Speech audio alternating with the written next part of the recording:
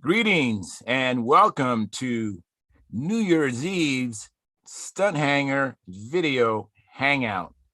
My name is Charles Carter, and I'll be your host this evening. I want to extend to you my gratitude for this whole year of you watching Stunthangar Video Hangouts. I appreciate it more than I can express. If you are watching this as a replay, I want you to know that I host these YouTube live streams every Monday and Friday evening, starting at 6:45 p.m. Pacific Standard Time. So please make a note of this so you can watch or be part of the live stream. Plus, we have an after party following the live stream, which is sometimes better than the live stream portion. We actually have some people that actually come in after the live stream is over. So it's really becoming its own thing. You must be a registered Stunthangar Forum member to find the link to be part of the live stream and the following after party. And I guess this is a New Year's Eve after party. So let's see what happens tonight. Now, here at Stunthangar Video Hangouts, we talk about building and flying model airplanes, sport flying, competition flying, and what you've been doing lately. To join our conversation, if you are already a member of Stunthangar Forum, you can find the link if you scroll down to the section called At the Bench. Now, if you're not a member or not logged in to Stunthangar Forum, the At the Bench link will not appear. So log in or go ahead and register, and you can register at stunthangar.com/SMF. That's Smart Men Flying, courtesy of Jeff Riley. You must place a space between your real first and last name when you register. You must also use a valid email address, or Sparky, the proprietor of Stunthangar, will not approve you. Now, if you're inclined to not come in, just enjoy watching this on YouTube, wonderful, fantastic. Please enter your questions or comments in the chat box, and I'll do my best to make your comments or questions a part of the show. Now, understand, sometimes I can't get a word in myself, so be patient. I will ask our illustrious panel your question or state your comments. And by the way, you only can make these comments or questions during a live stream. So like I said earlier, I host these YouTube live streams every Monday and Friday evening, starting at 6:45 p.m. Pacific Standard Time. Now, if you find the Stunthangar Video Hangouts that I host, or the many building and flying videos, contest videos that Sparky does on his platform, informative and enjoyable, please give us a thumbs up. That's a like. Subscribe, and when you subscribe, hit the notification bell so that whether I come in or Sparky, you'll be notified. Okay, and please also consider joining our Stunthangar's YouTube channel memberships, which start at just $4.99 a month, which is less than 17 cents a day. And yes, I'm a member too. I actually subscribe to it. I have it come out of my account every month. And so I don't even miss it. So I'm just asking you to do what I do as well. I mean, support the hobby. You can also use the super chat, which is located at the bottom of the chat box, to make donations. And you can only use the super chat function during a live stream. So come on in during the live stream, make the donation, please. And then maybe if it's not convenient for you at that time, come back at a later time and play the replay, watch the replay and see all the fun and things that happen on the show. Now, with your memberships, you'll get special badges that I can see and Sparky can see in the chat box. You also get unlimited replay of member-only videos. I mean, there's some Al Ray videos you can't see anywhere else. And then once a month, Sparky has a question and answer show just for members only. Now, this is Sparky's YouTube channel. I'm in here just twice a week. And so if you want to get in touch with me, go to my YouTube channel. It's called Flying Control Line Stunt. That's Flying Control Line Stunt. And place a comment or question on the 2019 AMA National Championship video, which Sparky shot with his video camera of me flying his beautiful Junar XL, which flies really good. I actually missed that plane. So I want to thank you for your past, your present, and future support. We're going into 2022. I want to thank you for your past support of this year. We really appreciate it. hopefully we can earn your trust and earn even more support going into 22. I know I'm going to do my best to make the show even better. So I wanted to ask you to please keep the conversations family room friendly. In other words, please don't use words or do things you wouldn't do or say around your own children or grandchildren. Now, without any further ado, I'm going to post a link at the Stunthangar forum, and I'm posting that right as we speak. All right, so that's done. And let me go to what I call the control panel. Let's see here. Just give me a moment here, and there might be a better way, but I haven't discovered it yet. All right, here we go. I'm going into the YouTube channel, and come on, internet connection. Let me in there. Okay, so let's see here. Now this is a little different than what I expected. Come on, let me go here. There we go. All right, sorry about that delay. But we will get this party started. We're gonna take out 21 and bring in 2022. So far, let me see what's going on. So we have 8 viewers. Thank you very much for coming in. We have 5 likes. So if you have not hit the like button, please do that. That helps the analytics of the show. And looks like we have, first off is John Miller coming in, and I appreciate that, John. Thank you very much. Now, Jack Snavely says, hello, all around the world. It's a new year for all. Well, thank you, Jack Snavely, and thank you for coming in regularly throughout the year. I appreciate your support. I just want to acknowledge that. And Jeff Riley, you too, I appreciate your support, Jeff.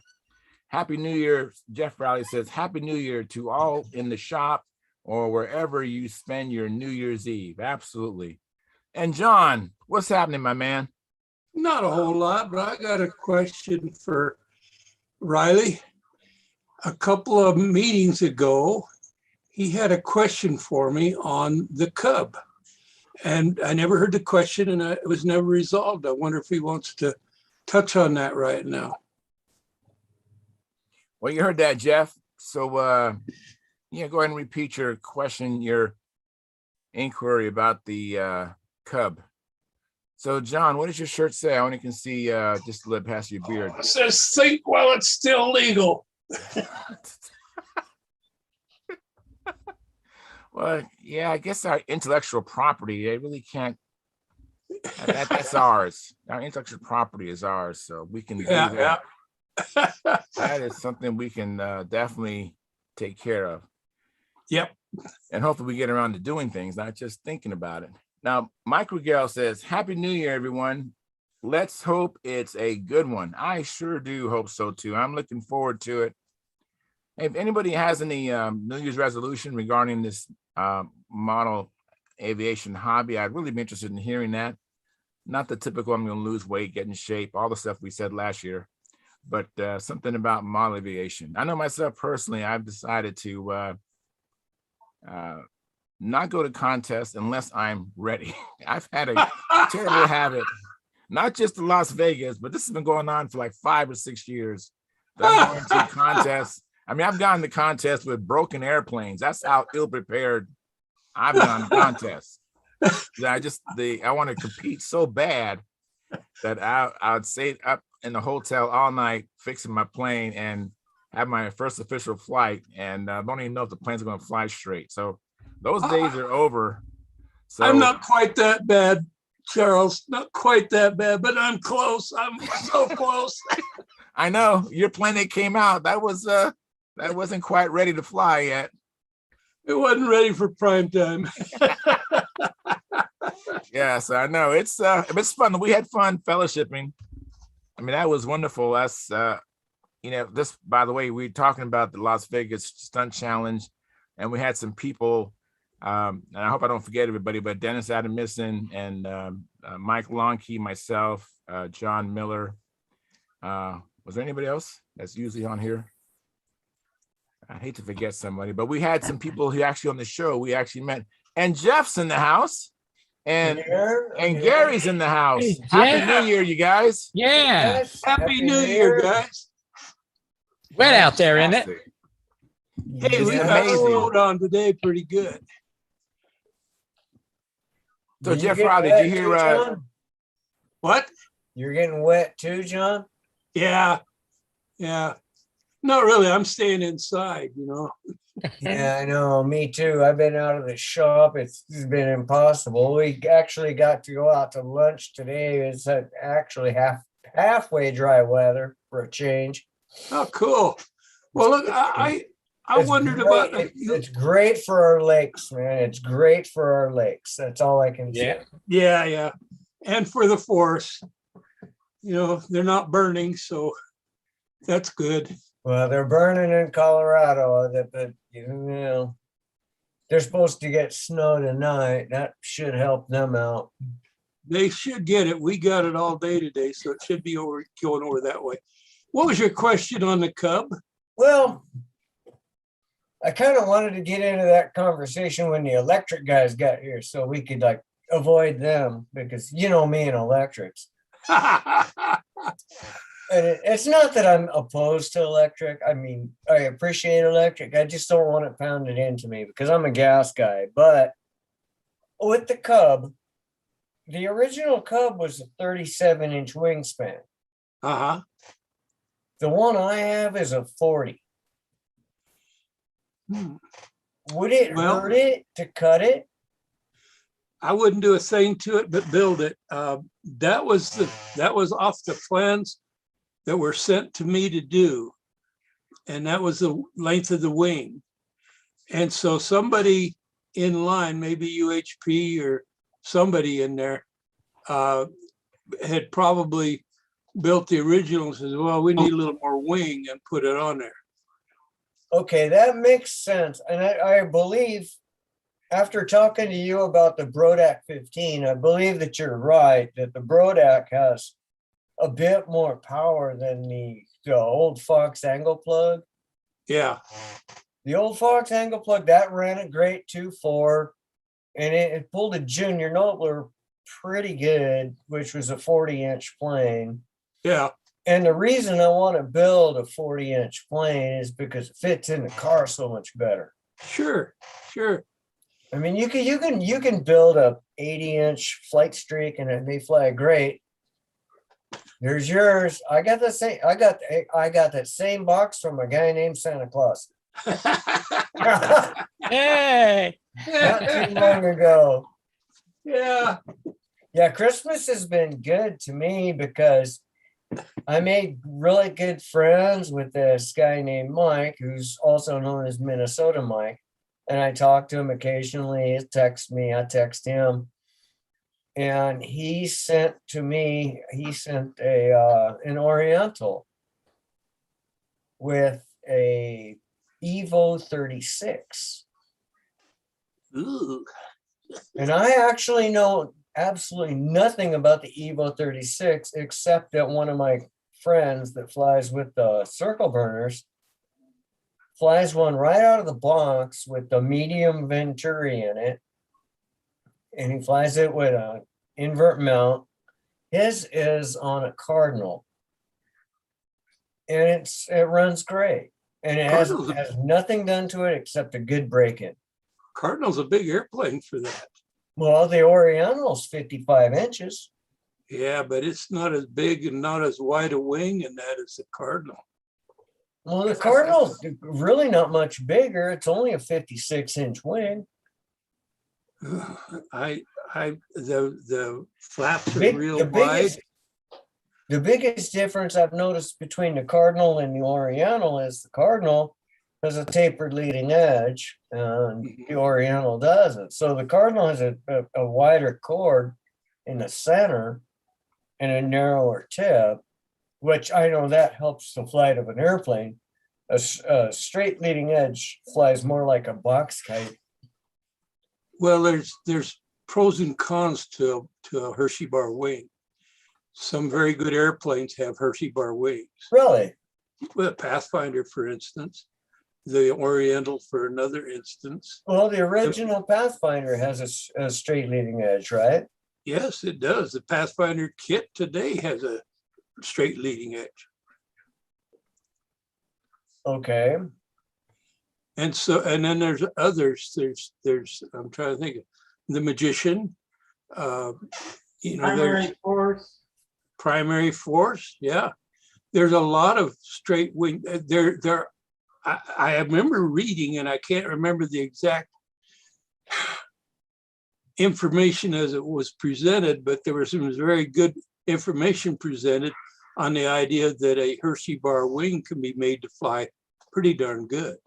Well, my dad had a Chief years ago, and I remember the old Vico Chief.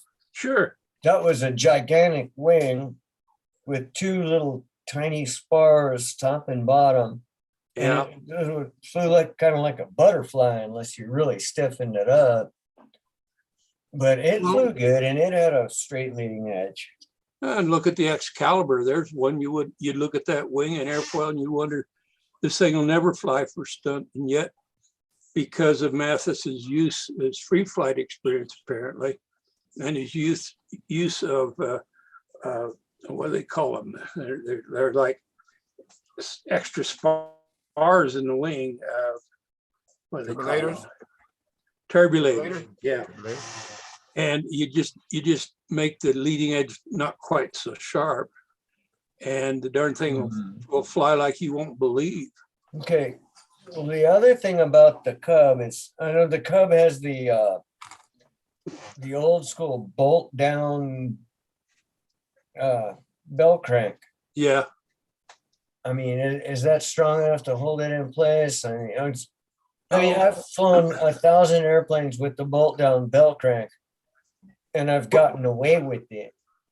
Well, that's a question I was going to ask you. How many of them you built with a bolt down bell crank? You know, that was the way back in the 50s and 60s. Probably. Now, I plan on building mine with a suspended bell crank just because I like them. You're going to do a floater? Yeah. I kind of like the top, at least where the bolt goes through it. I like the top and bottom support to be aligned with the fuselage and inside it, so it's all bolted together and nice and solid in the middle. That way, if the guy doing the pull test gets a little like crazy, at least you're going to survive that. Yeah, but I've built lots of bolted down bell cranks and gone through lots of pull tests, and I've never had one fail. I did have a lead out break once, but that's the worst I've ever had on a pull test. Do you still recommend doing the brass tube through using the braided lead out, or? Well, I'll tell you truthfully, now with the rule change, I really kind of like using the what's that stuff that Tran uses? Kevlar. Kevlar. I like using the Kevlar because it's very limp. It doesn't kink. You can't mess it up coming out the lead out. You can get it in 500-pound pull if you want, but you don't need that much, you know. And I'm going to be using spectral lines a lot. I'm going to try those out. So, you know, I would tend to go that way. But if it was 5 years ago, I would be going with probably 23 or 26 thousandths steel, you know, and I always do it like we do our lead outs, you know, with a wrap but I always put a piece of shrink tubing over it just to make sure it's shrunk down tight. Well, I don't know. I've been using crimps so long that's just kind of just the way I do it. Yeah, well, if that's what you like, do it. There's no reason. If you're good at it and you know what you're doing and you've had good success, then do it. The ones I worry about is the ones that have never done it and don't have the right tools, and they may do something wrong and lose their airplane.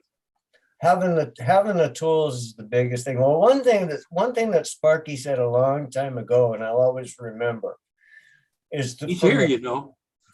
Yeah, I see him. And he does a great job with signs too. I was very impressed with that video. Yeah, yeah. But one thing Sparky told me, or told us all on videos a long time ago, is once you start that first exacto cut across that first piece of wood, that wood has a lifespan. It's only going to last so long. Yep. And it's up to you how long it lasts. Yep. So I'm thinking, okay, well, my record is not the greatest. I've had a few meet the pavement in a pretty dreadful way, but most of it's my fault. But I'm hoping to get over that. Well, okay, let me ask you a question. How many Sure. of these disastrous meet the pavement moments you've had were caused because your crimp failed? None. Okay, there's your answer right there. Most of my disastrous moments were either wind or brain fade. Yeah, well, that happens to all of us. Yeah, that happens to all of us. But by not having your crimps fail is showing that either one, you're extremely lucky, or two, you've got it down. You know how to do it and you got the right tools for it. I would say luck has a lot more to do with it. You really think so? I do have the right tools and I do know how to leave the loop a little bit loose around the bell crank and keep the crimp away just slightly, just enough where it still moves, and put a little bit of grease in there before you cover the wing. I got the secrets down. I'm just wondering if I'm missing something here, because sometimes in these shows, you get guys splitting hairs to try to get some immaculate conception going on here. And I'm thinking, wow, maybe I'm missing something. Strange word to use for model building immaculate conception. But listen, the goal of most everybody that flies competitive stunt is to do it right, do it so it lasts, and do it so it works. That makes sense. And Sparky, let me finish. Yeah, go ahead. Sparky and others on here, including myself, that's our goal. That's what we're talking about when we're splitting hairs. But in reality, I remember my first airplane I ever built. I mean, I built a couple of half A's before that, and then I built a Sterling F-51. All right. Okay. And I like that F-51. That was I like it too. But I had trouble with the lead outs. And the fourth airplane I built was a Ringmaster Imperial. It had just come out that year. And on my first flight, my downline lead out let loose. And I lost the airplane on the first flight, which showed that I had just been lucky beforehand, because after that, I learned how to make my lead outs. Mm-hmm. It sometimes takes something like that for the light to come on, But that's been years and years and years ago. And the only lead out I ever had let go was let go in a pull test, which is where you want it to let go if it's going to let go. Yeah, if it's going to go, that's the best spot for it. Yeah. So, you've been doing this for more than a year. So, yeah, a little bit. Yeah. So, you know what the basics are. I got a hand waving at me. Is that Charles? You want to say something? Oh, okay. He waves his head. No. We got Gerald Wimmer here. How you doing, Gerald? Hey, Gerald. How things down under there? It's summertime where Gerald's at. He's probably sweating. Well, yeah. Anyway, John, thank you. Okay. Well,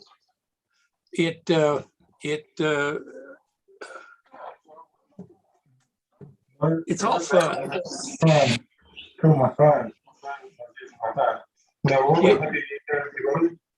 Did you have your nationals, Gerald?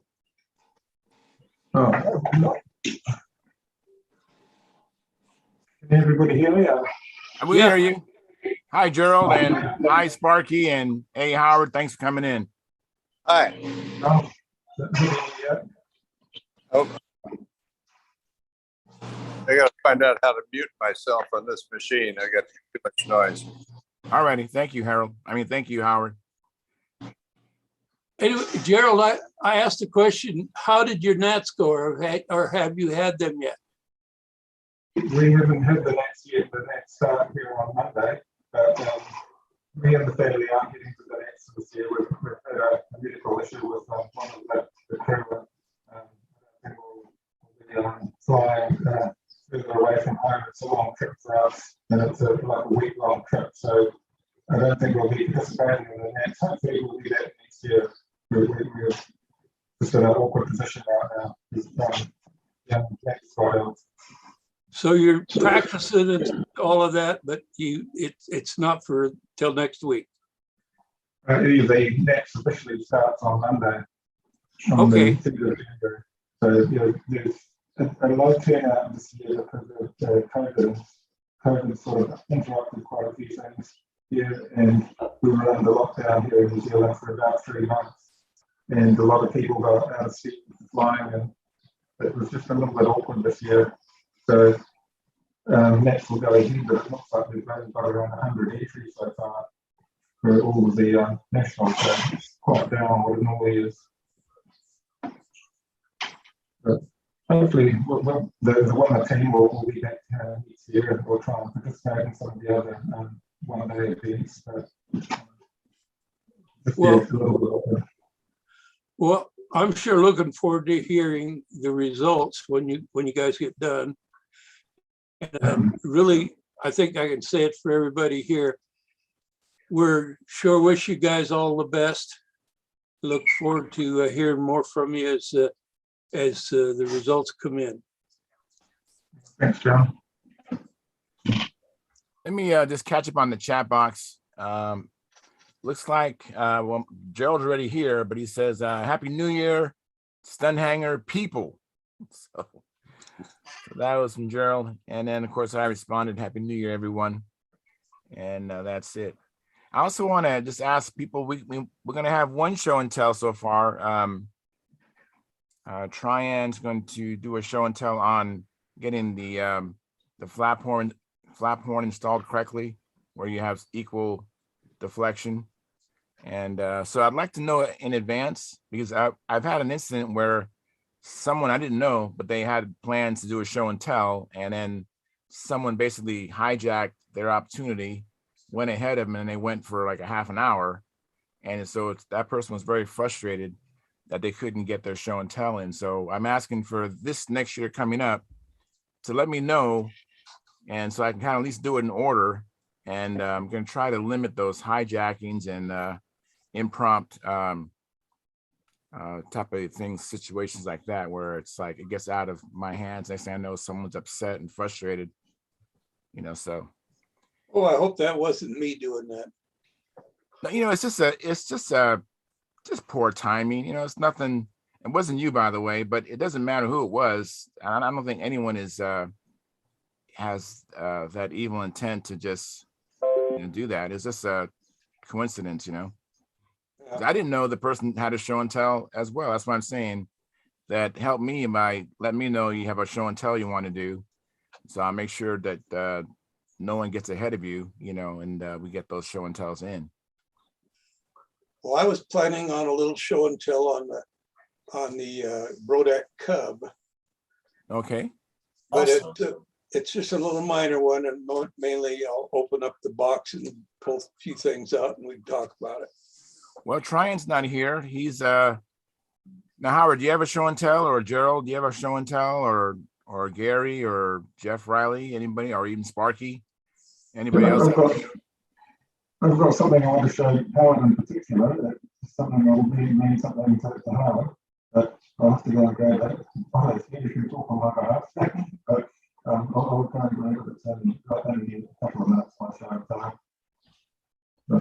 Gerald, I barely understood what you said. It sounded like you're speaking through water. And by the way, hi, Otto. Happy New Year. Happy New Year. Can you say it again, Gerald, please? I've got something I wanted to show how a model that I've been working on. So I'll go and grab it, and I think the image will be worth a 1,000 words and easier to understand. So I'll go and grab the model, and then it'll only be brief anyway. Only a couple of minutes. Sounds good. Sounds good. And Sparky, I like that that image you have there. That's pretty neat. You did that all freehand? Oh, yeah. Wow. And to say, Sparky, that's some pretty nice work right there. I like that. Wow. Sparky, you're kind of a talented guy. Yeah, There is. I'd say he's a little bit more than kinda. He And, sure oh, is. and we thought you could only build airplanes. I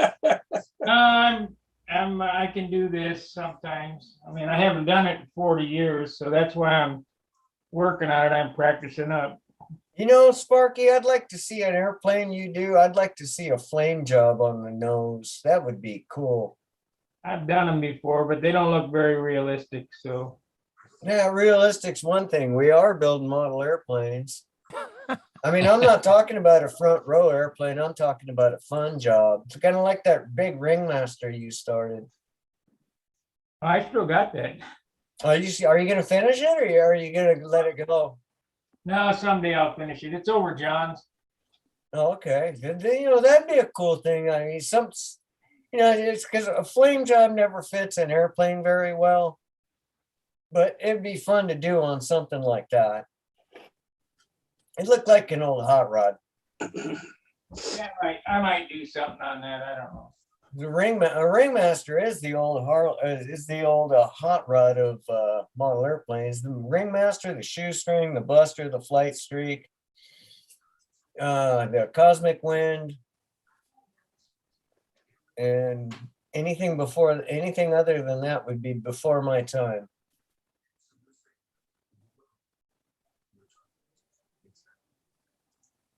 That looks great, Sparky. It's coming. It'll be all right. Did you find your ring? Did someone turn it in, or that's another ring on your pinky? It's another ring. Oh, okay. Wow. Sparky, did you know a kid by the name of O'Cowell from back Baldwin Park, Covina, West Covina, that area, from about the time we were there? No, it doesn't sound familiar. Oh, okay. Hey, John, his first name's not Tim, is it? No, it wasn't. His son's name Tim? Not that I know of. The reason I ask is I've gotten old enough now that one of the first things I read in the newspaper is the obituaries, see if I'm still here. And there was a fella there whose last name was O'Cowell, and he died in his sleep last week. And he was 4 years younger than me. And he was from the same area I grew up. We were within 5 miles of each other. And he went to Baldwin Park High School. He went to Edgemont. These are probably familiar with Sparky. I went to Edgewood. Did you? Yeah. So, you may have known a kid, But anyway, here he is. Are you sure it wasn't Gal? No, it's Cowl. O'Cowell. No. It's Irish. No. But anyway, here in all his travels, he winds up in the same area that I'm in Utah. And then after living a long life and having a lot of kids and that, and making a lot of friends, the guy dies in his sleep here last week. And it blew me away that he was so close to where I and you and kind of ran around back in the old days. And so I just wondered if you might have known him, because you lived over closer to where he was. I lived in West Covina. Yeah, I know. Welcome, Tryon. Thanks for coming in. You're welcome. And John, you want to do the real quick on the, Cub, yeah, and then Yeah. and then Tryon. And, I mean, then are you ready, Gerald, for your show and tell, Gerald? Yeah, I'm ready. Okay, is Gerald ready? Yeah. but go ahead, John. So John, Gerald, then Tryon, unless Howard has something. Okay, well, how many of you are familiar? Somebody got to shut a mic off. Man, it's squealing. I got it. I did it. No How worry, I many got of time. you are familiar with some of the newer offerings from Brodak, especially the smaller size, 15 and 20, 25 size airplanes that he's offering? You know, it's kind of interesting as it started, he called me and told me that he was having a bunch of 15s and 20s, fives built in Moldavia. And he sent me a couple of them so I could make a drawing of them. And then he sent me a list of airplanes that he wanted to consider kitting in those sizes. And one of them is called the Cub, but it's actually Giski's Nobler. Oh, okay. Okay, but it's in a smaller size. It's in a Oh, wow. 15 size, 40-inch wingspan, I believe. Yeah, it's a 40. Yeah, 40-inch wingspan, and it's a cute little airplane. I've got a kit here, and I can pull a few parts out, but I want to pull out a piece of wood. I don't know what I've had this kit for 6 months now, but there's a piece of nice, awful nice balsa. Stop that. Very You know? good. Wow. And So so, waited and seen what the density no, is? I haven't yet. I should, but you know, this part was cut so well it fell out of the media. Nice. Mine Nice. did too. Did it? Yeah. Yeah. Now I've got the kit here. I haven't done anything to it, but my buddy there in California, he's building his, and he's got it coming along. You want to tell us a little bit about it? I could tell you a little bit about it. It's an easy build kit.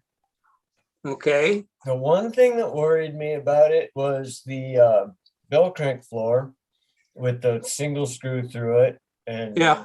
I'm thinking, well, it's a 15. And what's it gonna weigh? It's gonna weigh maybe 27, maybe 30 ounces when it's done. So a number 6 screw should be more than enough. But then again, I'm also thinking, well, I haven't made my mind up on the bell crank brackets yet.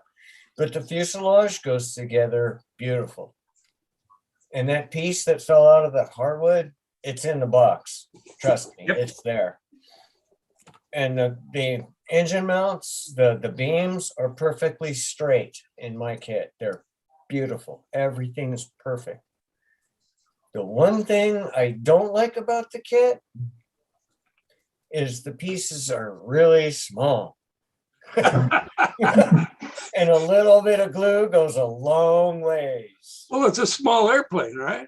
Yeah. No, that's the good part about it, though. It'll fit in the car really good. It'll run on like a drop of fuel. It's like a Toyota. It's like a Prius running down to Vegas. I can go 280 miles on a drop of gas. Perfect. But that's what I'm looking forward to. That and the fact that there's not a lot to cover. There's not a lot to paint. There's not a lot to put in the car. I mean, it's just going to be a fun stunt plane to fly. There you go. That's how I feel about it. The same way. And I don't think I'm going to try to get like too out of line with it. I mean, I'm going to make adjustable lead outs and a tip box in it, but I don't think I'm going to put hatches everywhere and try to make I'm just going to set the flaps in the elevator the way I like them and just fly it. There you go. Because I don't want to add a bunch of extra weight. It's basically a small plane. It's a toy. It's just something to practice with, learn how to fly through some problems. That way, the bigger problems, they won't have idea how to get through those too. I got a feeling though, to be honest with you, that if you went to a local contest, you wouldn't have to hang your head in shame flying this little thing. I have a feeling that if I went to one of my local contests, I could win with that. Yeah. Wow. Wow. The way that thing is designed, the way it's laid out, the way it's drawn, the way it looks, so far as being set up. I don't know whose design. It's Giesche's design. I know it's supposed to be the miniature bear, Yeah. but it like you said, it's a nobler. It's a squared off junior nobler. Is basically what it is, with an invert instead of an upright engine. And I know my junior nobler flew excellent with a Fox angle plug in it. This thing with the Brodak in it, once I learned how to run the motor or the engine, it's not a motor, but once I learned how to run that engine, it's going to be beautiful. And I wouldn't be surprised if it outflies most of the stuff that my local flyers have, because they're running like LA 46s, and it's one of those things where to me they just don't sound right, and then they're complaining about it. It's like, okay, well, redial it, put a new prop on it. No, it runs with this prop. No, try something different. No, the directions say, oh, okay, you're on your own. Yeah. Well, Listen to the guys that know what they're talking about, and forget about that sheet of paper that came with the engine, because it's pretty much useless. I appreciate your comments, and the thing about a smaller airplane, especially for fun flying or for practicing or even for occasional stunt work, I think its time is here. We got less people flying. We got more opportunities to go to a contest when they're being held, things like that. And it's like I say, it's an easy build. It's very, very typical build. If you've built anything in the last 40 years, you won't have any problem building this thing. Also a quick build. Yeah, it's quick build. I've made my New Year's resolution is I've got to build 4 airplanes this winter. I got one on you. I got one on you. Yeah. So I'm going to be busy with it, but the Cub is going to be one of them that I'll be building. So anyway, that's my report. Any questions? Okay, I got what two. motor are you going to use, John? I know that Jeff Riley's using a Brodak 15, right? Yes. And then what are you going to use, John? Well, I'm still debating either a Brodak 15 or going with electric. What plane is this? Don't go to the dark side. Don't go to the dark side. It's the I'm Cub. already It's there, the, bud. Shrunken down you're killing me. Big Bear, Phil.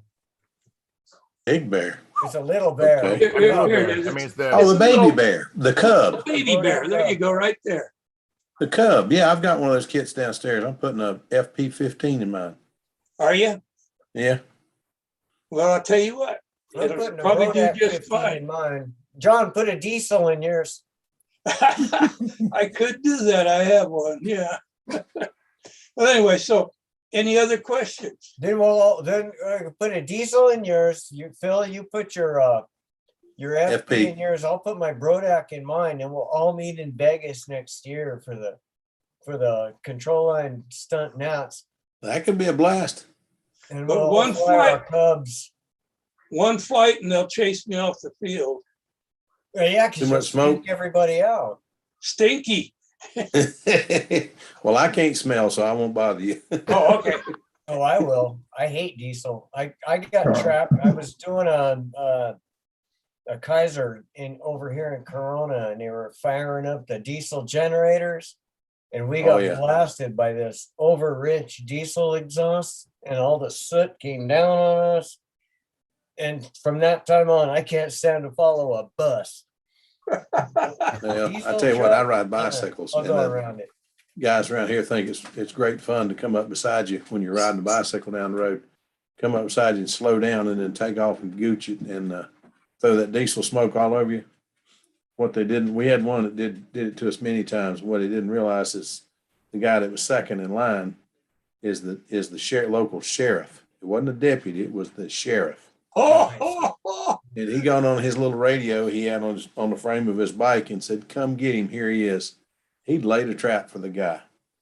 They had the guy in the rear had a camera on his bike. The guy in the front had a camera on his bike. They had film at 11, they just had him dead to rights. And this was a kid that always managed to slide out of everything, but he didn't get out of that one. So, John, Okay. you done, John? So Yeah, let I'm me, done. So try and let me let Gerald in, and then we'll do your show and tell trying after Gerald. All right? Okay. I'll make you big, Gerald. So let's see. Thanks. So this one here was a model I built from a vintage performance kit for the vintage combat meet that we're holding here. And I'll recognize it. Oh, a Nemesis. Nemesis. Yeah. And we got somebody around here knows a little bit about those. Yeah, I think I know someone who knows about that. Howard Right? knows a little bit about that. Yeah, and I decided to do my little lettering on it. Yeah. So I put There you go. on, so I designed by Howard. Very cool. Designed by Howard Rush. All right. Yeah. So Hey, John, another straight leading edge good flying airplane. Yes. yeah, true. But yeah, I don't know if Howard used, I think he used a Super Tiger. That ought to be a good one for it. Yeah, so That ought to be a really good motor for it. Yes, indeed. Oh, I love your muffler. And you got your Tatone peace pipe on there too. Yeah. He's got my Those are hard favorite to muffler find on there. nowadays. Yeah, I cut the stub off like Rusty used to. He used to cut the little extension off the muffler just to Right. give a little effect. So it won't run so hot. And I wanted it up there. So it was the model I wanted to build for a vintage combat day to accompany my voodoo. And yeah, it was, I'm not sure what colour originally it is, but I thought from the pictures I saw that it looked like it was a green with the triangle on it, so I tried to duplicate that and I could see. But the other model I built was my P82 twin Mustang. I might grab that for spray build it. I don't know if you grab that too, I think that would be great. I was working on that, trying to get it ready for our nationals as well, but due to circumstances, we're not going there this year. I follow it in the sports scale, which is the basic event that they get for profile models. And I had another F4D model 4 scale at the next, but I haven't finished it. So I was just trying to knock off a quick model that I could fly in the sports scale event. And I've got both of them ready to the point where I just wanted to shoot a bit of 2-pack there on them to keep the lettering and keep the field out. And here it comes. Hey Gerald, before you show me something else, I want to see that needle valve on that Nemesis. Is that needle valve bent? Is it curved back? Yeah, it's cut right back. I can't see it. I'll take this. Yeah, it's been. Oh, okay. Yeah, so Real it's come short. right I mean the other side, not that side, the other side where the fuel goes the in. other side, that was how Super Tiger did some of them. Oh, it's straight? The other side straight? Okay. Yeah, Oh, it is bent back. Yeah. So it works well. It would work well with the bladder because it will go on there easily because the thing is when they're under pressure. That whole setup looks like a Richard Stubblefield special. Yeah, it does. What do you got here? What's this? This is a Twin Twin Mustang. Mustang. Yeah, All right. putting a bit of detail on it. And so the wheels have got blue tape on them still because I just wanted to shed some clear on it. So, but that was just a quick model, quick throw together for the sports scale at the nationals. So What size engine? I had two E15s for it. So, Well, that's almost too much for that airplane, but at least it's not, you're not putting 20s or 25s on it. oh, that'd be throttled That's anyway. sweet. So I'll be able to, that's what you can sort of see the little hole, where is it? Back here. Oh, you got throttle on it, okay. Yeah, it's got two throttles on it. So these are 2.4 gigahertz for the throttles. Oh, that's the receiver wire dangling out for the 2.4 gigahertz. So That'll be sweet. That's cuter than hell.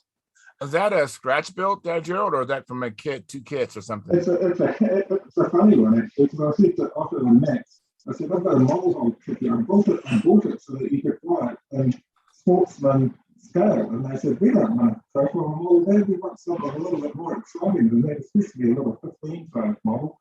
And I said to them, well, I'll just convert the Mustang into a P82. I'll just cut out another fuselage in the center section, and I'll just turn it into a twin Mustang to make it more interesting. So Oh, yeah. that's what it started. So it started with a single engine P51 and it doubled into a P82. All right. So yeah, I think the model kits are made in Spain. Very neat. A little bit unusual being made in Spain. So Otto, you gonna kick butt with that? Sorry? Excuse me? I was asking him if he was gonna kick butt with that come next week.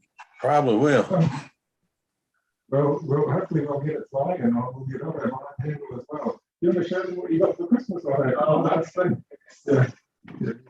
He's been quite good with his flying. He's been very keen.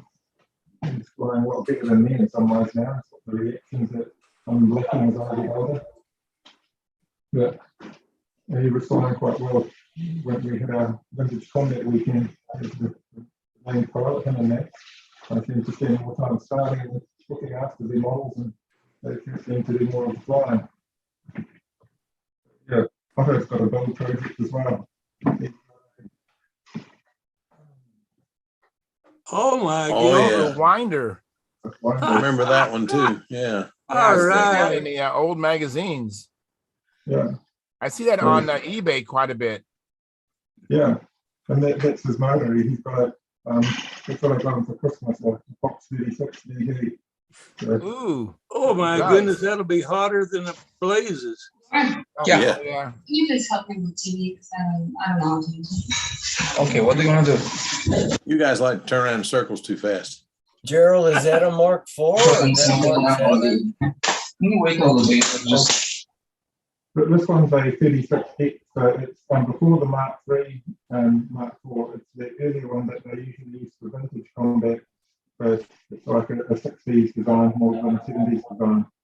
Oh, that's Yeah. the old, that's the 36X, okay. Yeah, that's right. Yeah, well, keep it. That will keep you on your toes. Yeah, Okay, that'll he run wanted the good. BB, and we found the BB with the pressure pack and the Yeah, I see that. Boras. Yeah. So it's Otto's project to get that one sorted. So yeah, that's us done. Done our bit.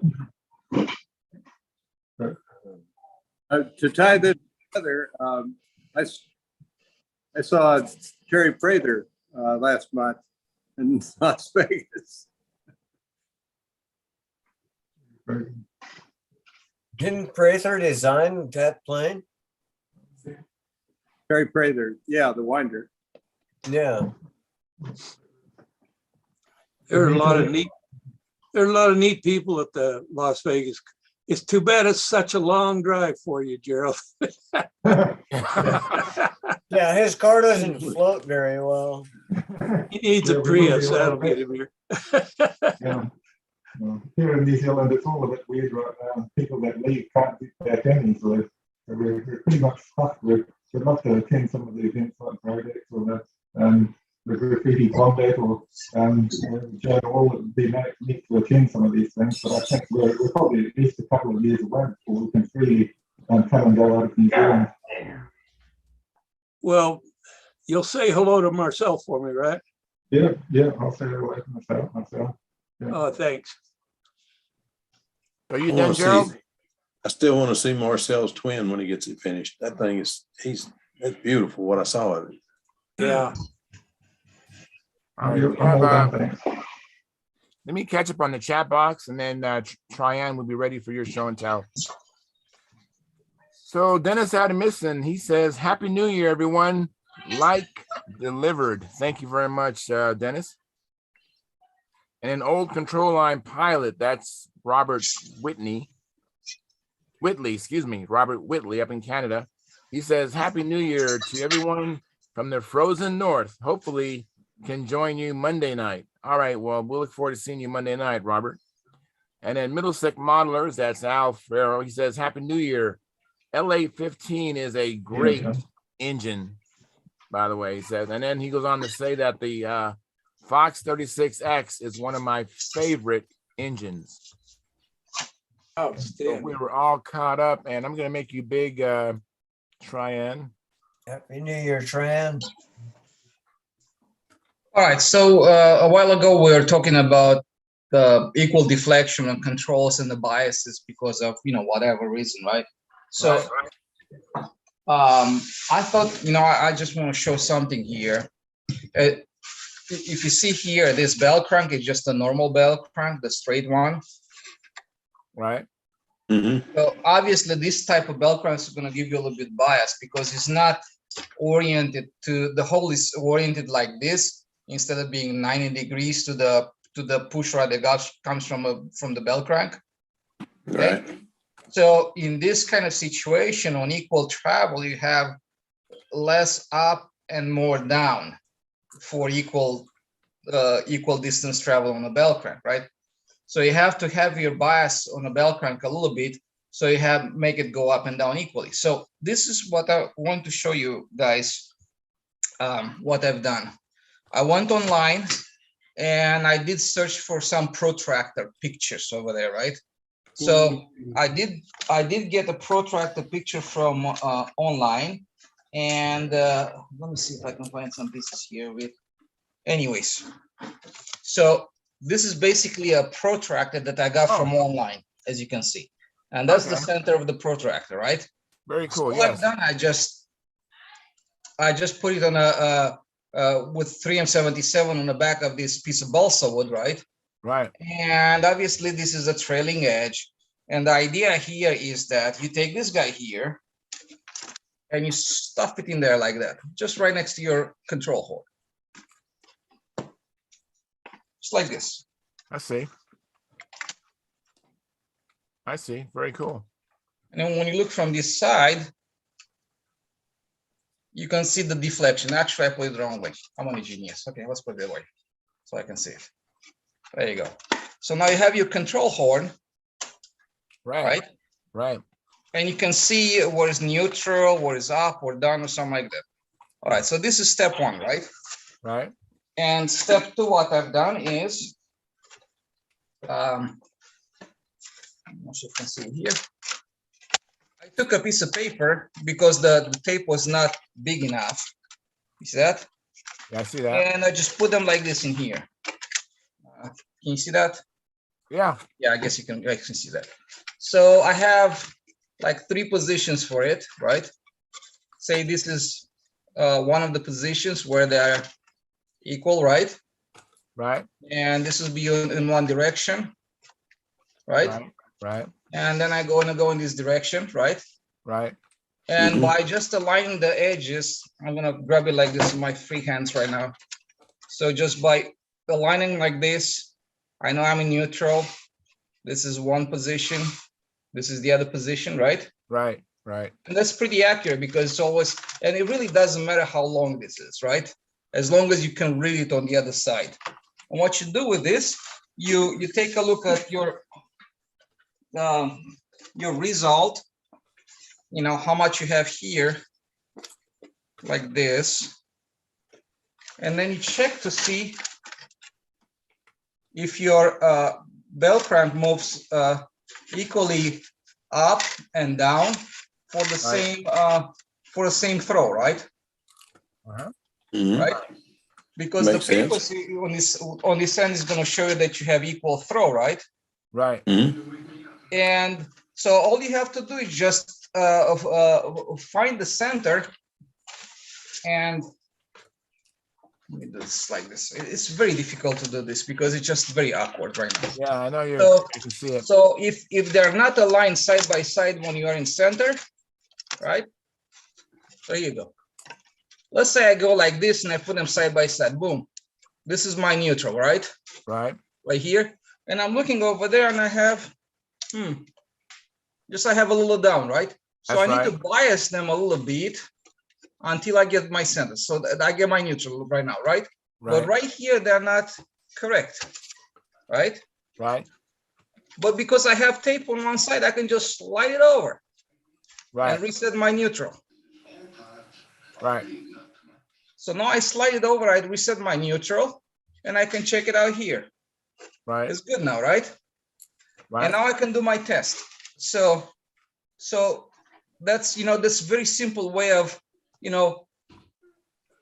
find a position on a bell crank that's going to give you a nice neutral and equal up and down. And it really doesn't matter what kind of bell crank you use over here. I mean, control horn, right? Right. So this is kind of what I was talking in essence with you guys a while ago, and I'm not sure if it was understood or not or whatever. I understood it. I remember that's what I did with my SV11. Yeah. When I set up the flap horn, I did that with the piece of tape. What I do is the bottom hole should be the top of it should be leaning forward, and the bottom hole should be directly above the pivot point of the wire, and that'll give you equal throw. You understand what I mean? I know exactly what you mean. I follow that same rule. Yeah, I do that too. Okay. I've known that rule for forever. Yeah. Well, usually you want to have, if you want to have a nice and equal throw, you want to have this at 90 degrees. You see how it's not it is not 90 degrees right now? Yeah. Okay. Yeah, I see it. Yeah. I disagree with See you. how my okay. push rod goes upwards. Yeah. Ideally, you probably want to have this hole in this position where it's 90 degrees. Right, trying. What Matter. you're doing there is, but because the bell crank is made like that, I cannot use that. So I have to work around this problem. Right. Because this is my bell crank the way it's made right now, because it's straight up. And a lot of kits come with this stuff, right? Right. Which means, what does this mean? You need to be less in this direction and more in this direction to get your equal angles. I don't think it means anything. I agree. Because either way you look at it, it doesn't matter. If you take the normal kid that's going to buy a model airplane kit, he's going to put it together the way the directions show, and he's going to fly it the way it is. And anybody that can learn how to fly the airplane through the problems that it has is going to be a better pilot than the person that's trying to split hairs. Because if I'm trying to make this airplane that much better without knowing what I'm doing, I mean, it's a matter of tossing stones. I mean, how many stones are you going to toss? Just put the airplane together and fly it. Right. Well, you guys, I want this to be a safe space. All right, you guys might have a difference of opinion. And that's okay. You can hear nothing, Charles. You don't have to be go too crazy on safe spaces. Jeez, they didn't do nothing wrong. Well, I was going to say though is that if you've ever played around with the steering geometry on a car, you'll find that the starting angles, if you bias it too much, you wind up in your throw getting more one way, and so your end product is no longer lined up. Your end product now. I've laid them out on the drafting table and the CAD system and found as much as 6 degrees difference between up and down. Okay. And that isn't something to overcome. You can overcome it flying. You can get used to doing it flying. We used to do it all the time. But if you want to lessen the curve between having a good stunt plane and a possibly great stunt plane, you want to begin to get a hold of every advantage you can. And that steering geometry thing is what turned me on to it, in the fact that if you don't have it lined up at 90 degrees, you rotate the bell crank one way and it comes down, you get if you've biased it, you can get more down than you get up in the end. Though at the center, around the center, you'll have it pretty darn close. And you can learn to fly around it. So it's not like it's the end of all things. You can learn to use it. Good. But there's Yeah. a reason, and I'll let you in a minute, Jeff.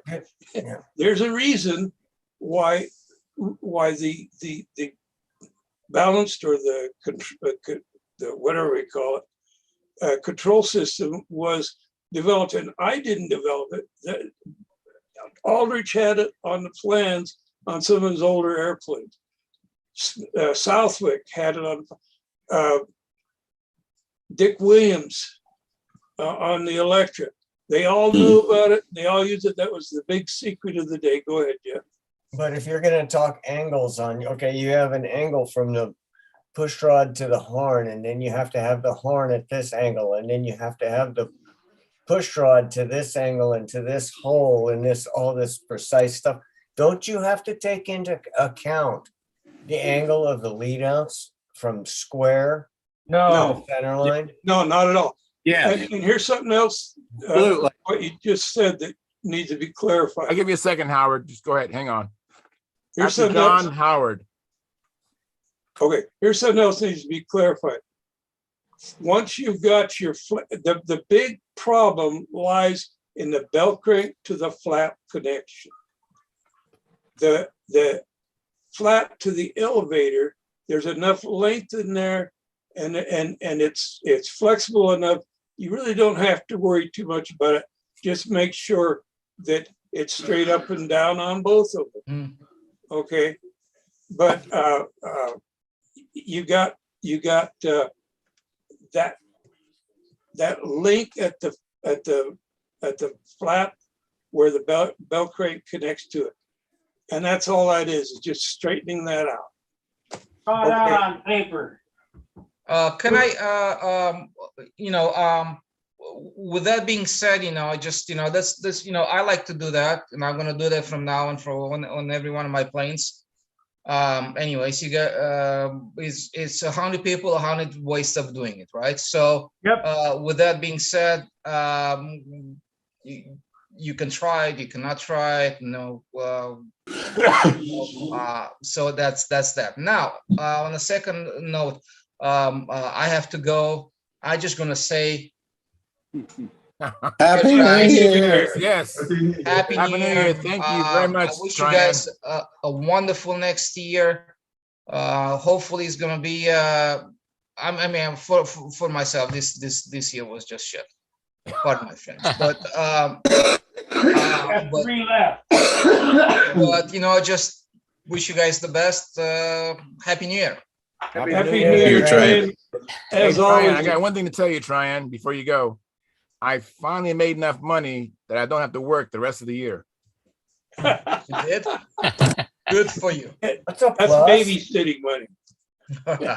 The rest of the year is just in a couple hours. That's all. I'm starting to worry about you, brother. Oh, I for got the enough rest to of the last me year. the rest of You sneaky. Yeah, I got enough to last the rest of this year. We'll see you, Trey. Take care, Tran. All right, I think I'm in the same situation. Safe to say we Me are too. already. Yeah. So Howard had something he wanted Yeah, to go say. ahead, Howard. I'll make you big. Happy New Year, Tran. Happy New Year. it's a three-dimensional problem.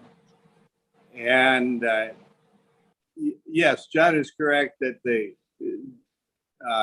flaps to elevator is pretty easy because it's all in one plane. And you can get those to match easily. But the belt crank to the flap is a three-dimensional thing. You've got a three-dimensional calculation. And if you do that, you get some interesting stuff. One thing is you can have the flap horn straight up and down, or you can have it angled forward, and you can make the controls linear. Either way, if you fiddle with some other parameters. And the parameters that have the biggest effect that I found are the bell crank location and the angle that the bell crank output hole is relative to the center line of the bell crank. And yes, you have to take 2 cat to lead up, but position. But I've got a program that I can hose around. You can linearize your control system really easily. Really? Yeah. Because I've been waiting for that because I've had to do everyone manually on the computer because I don't know that higher math, you know. Actually, this isn't higher math. This is done by iteration. It's really crude. Oh, well, anything above high school algebra is higher math. Well, Oh, finding the intersection of a sphere and a circle, and tangent. no, the intersection of a sphere and a circle where the circle crosses the sphere. Oh, I just thought you were talking about the offshoot. And I didn't know how to, That's how I figured out my lead outs. yeah, if you want the program, I'll send it. It's Excel. I can imagine the lead outs would have some positional relevance to it. But in reality, with what I've done with my limited knowledge, I haven't found that it was that big a deal, you know, You're not getting my PowerPoint. in the final analysis.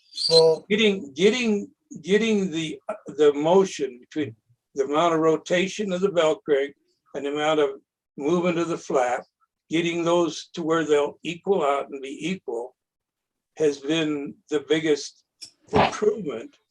And all the other stuff is just a little noise in the wind. 1/8 of an inch of lead out placement is equal to about 3/4 of an inch of horn placement. I mean, it's that big of a difference. Your lead out placement means really it's irrelevant. Well, I've always used Ted Fancher's rule of thumb. Damn. And that is I find the mean aerodynamic chord and I put my And thumb, the thumb back to the center. I bring that line all the way out to the wingtip. You know, I'd say I'm going to have it at 25% of the MAC. I'll bring that line all the way up to the wingtip, and then I'll put my thumb on there, and I'll draw a line on the other side of my thumb, and that's where I want the center of the lead outs to come out. That's Fancher's rule of thumb for lead outs. Where do you put your weight box in? Where do you put your weight box in compliance to that? On the other side. Okay, draw a straight line and tell me where you put your lead out box. I usually put it straight out.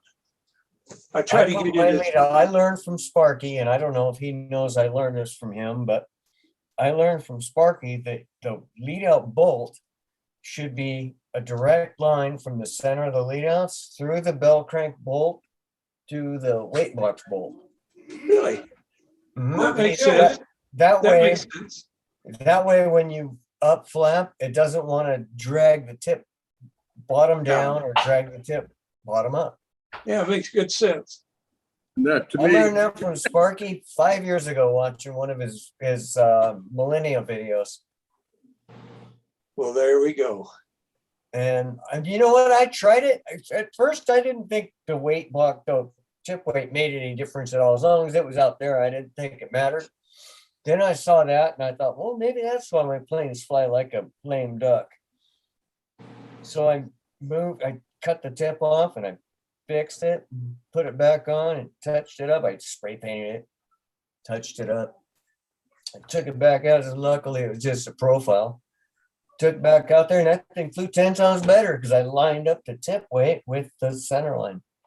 Howard, Well, you're gonna say that the weight goes all the way forward, aren't you? What's that? I'm talking to Howard. Oh, what's that? You're gonna say that the weight box goes all the way forward, as far forward as you can get, right? I don't know.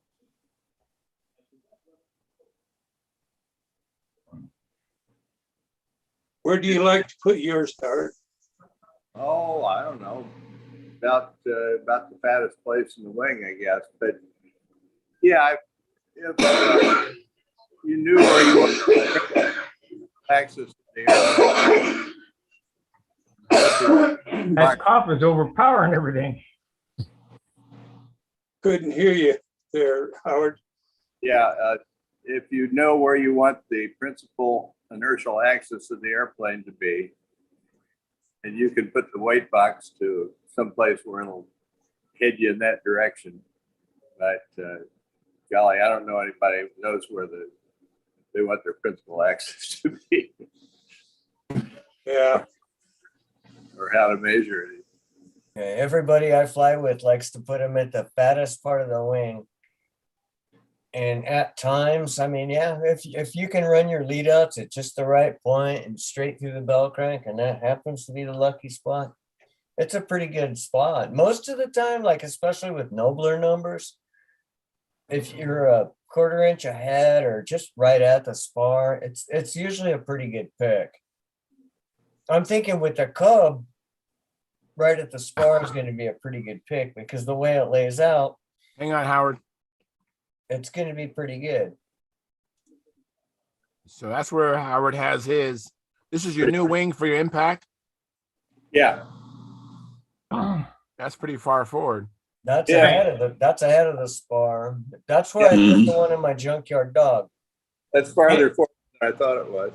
And that's if you that's ahead of look, this- if you look, Howard, when you go for that's the right spot. If you look, if you take a straight edge and draw from the center lead outs through the bell crank to that box, it'll all be in a straight line. Should be. That's the best work for me. I mean, Okay. you good. fly better than I do, but So I thought I learned something from Sparky. I guess I did. I guess I learned a lot more than that, but Works, do it. You know? Sparky's a smart guy. He knows a lot. I'm just glad to see the old buzzard. Sounds like he's feeling a lot better. oh yeah. He does a pretty good job with the paintbrush too. That's Oh, impressive. he's always been able to do that. It just ain't right how good he is with stuff like that. Hey Sparky, I got a 57 Chevy. You want to do some pinstriping? I need to work on my composition. I tried striping the other night. My composition, I got to work on it. How about if you had a flame jug to follow? Oh yeah. I know that's fine. Your brushwork is pretty impressive. I like it. Yeah. Yeah. I was trying to figure out how to do if you've ever seen the Pinto, little half-A Pinto. I was trying to do the decal that they have on the Pinto on the wing That's and actually do hand-painted. one. And in the instructions, they show the guy actually painting it like Sparky's doing that. Yeah. And I tried to do that, not on the wing, but I tried to do it on a card. And I did it about 4 or 5 times and never did like it. I finally took a picture of the Pinto on the plans and colored it in so I could tell what's the word and what's the outline. And I went over to my little Cricut. Well, actually, I had my wife do it. Run that thing twice in vinyl. And one time we left the Pinto, and one time we took out all the background. So I laid the Pinto on the wing and shot it, pulled that one off, laid the other one on there and shot it. It gave me the back. I had the background, and I had the lettering. It looks pretty darn good. It looks like I knew what I was doing, but I assure you it was just dumb luck. Speaking of shoot it, Phil, did you ever get your spray gun figured out? Yeah, I'm going to buy a better one. Did you buy well, you have that Harbor Freight. Is it Yeah, I got the Harbor load? Freight. Is it the top load or the side load? It's a top load. The I top load. have the side load too, a little touch-up gun. Okay, well, my advice for the side load is pretty much the same as the top load, but there is a packing that you can buy, and they have it on Amazon. It's by DeVilbiss.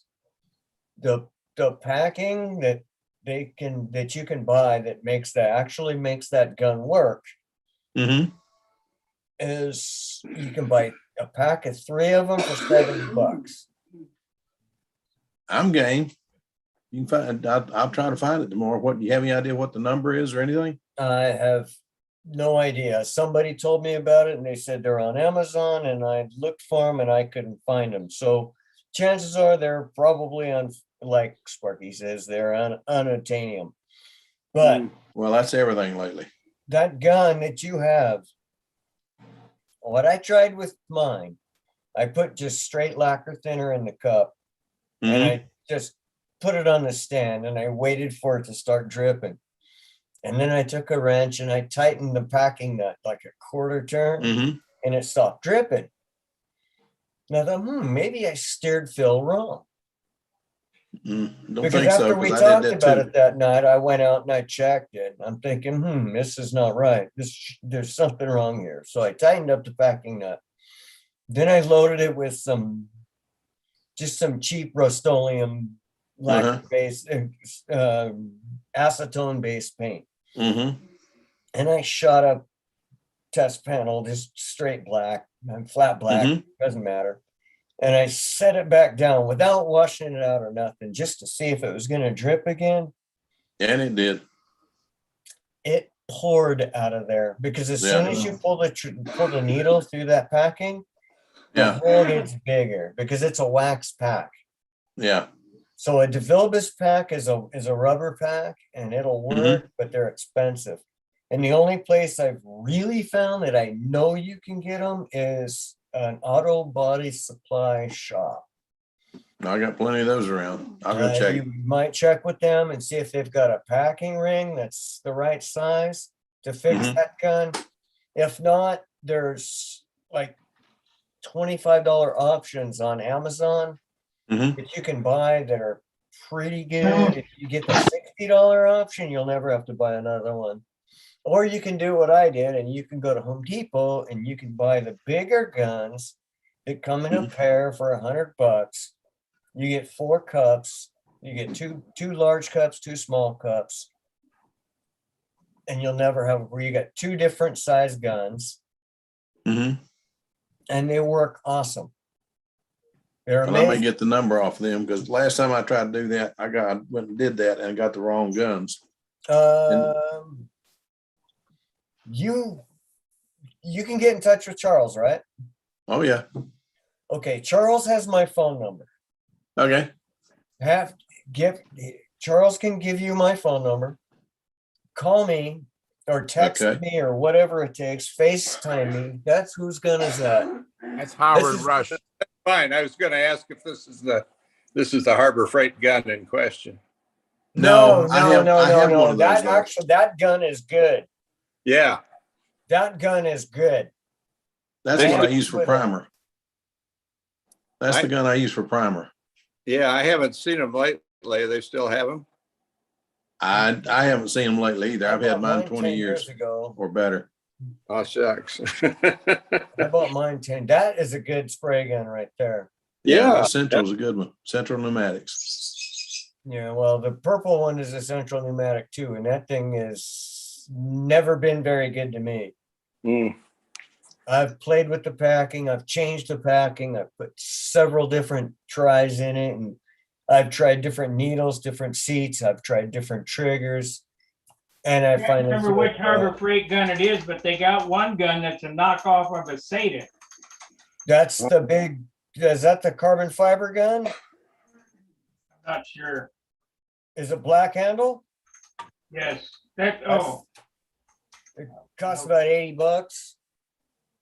I think it's somewhere in there. Yeah, that's the carbon fiber gun. That's actually a good one. It's nice. It's made by a respectable company, but like cheapened up for them. So, but it's a good gun. I bought one of those silver ones like Sparky has, and that's the one I'm having the problems with. Sparky's works flawlessly on when he was shooting a Genesis, and it looked like it was working flawless. So I went out and bought 2 of them. Both of mine leak. Both of mine leak. Tighten up the packing nut and see if that. I'll give it a try. Just snug it down and pull the trigger. When the needle comes back, but almost not. Back that nut off just a crack. Okay. And then leave it there and see if it doesn't leak. If it still leaks, then then there's a problem with the packing. And it's normally the biggest problem with spray guns is the needle packing, especially on a gravity feed. On a siphon gun, there's never a problem like that. Yeah. Yeah, that one like Howard was showing, I've got one of those I used. Golly, I used that thing for many years, and then I decided to upgrade. I have one of those I use for detailing.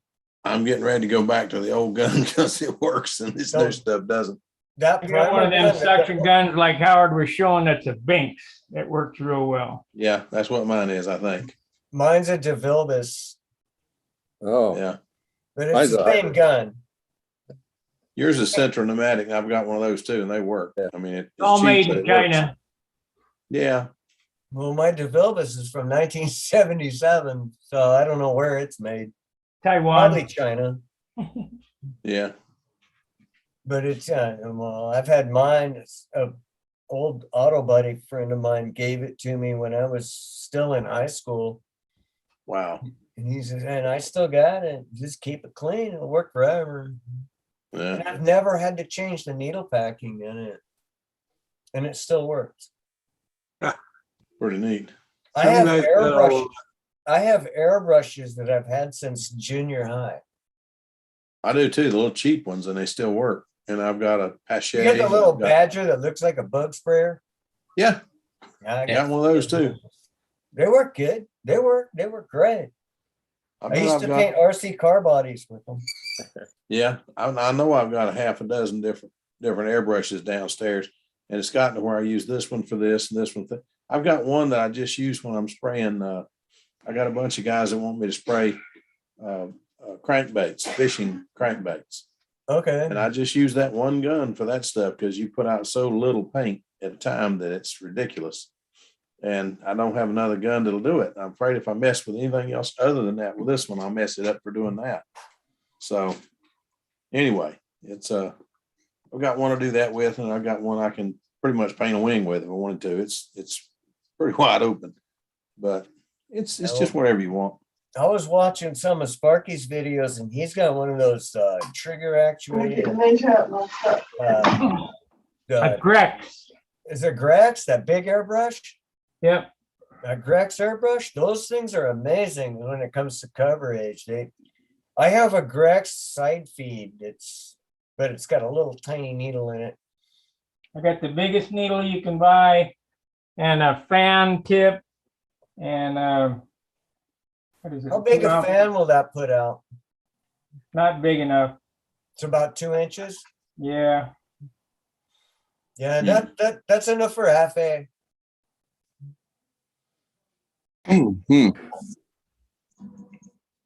Sparky, did you finish your half A, your little Cobra? No, I'm waiting on Dan to get me the wings. Dan cut me a couple of wings. Are you doing foam wings on that? Yeah. Wow. Okay. No reason why not to. Well, I've got the other end of the spectrum. I got Hunt to cut my wings last summer, and I've got the wings, but I don't have the fuselage finished yet. Trying to get this Pinto finished, then I'll get busy on the Cobra. I started on the Pinto, then I did a Pinto 2, which is a Pinto with a thicker wing. And now I'm going to start this Cobra, but I need to finish something before I start something else. So it's not much in the way of self whatever, but I'm not allowing myself to start on the Cobra until I finish the Pinto. Yeah, well, not only do I have those 3 kits to build that John and Charles and I were talking about, I was dumb enough to break out my drafting paper.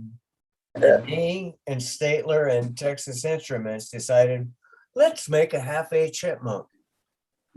Oh boy, Ay, half ay, a ay. chipmunk. Yeah. I'm not gonna say it, but when I finish what I've got on the board right now, I may be bugging you for a set of those plans. You know what? I'll tell you what. This time when I draw it, I'll copy it before I start chopping up on it. 'Cause Okay, the plans I sent John looked like they'd been used in the bathroom. Yeah, Ask him, he'll tell you. They were tore up. I'm You gonna still get, read them, but they were tore up.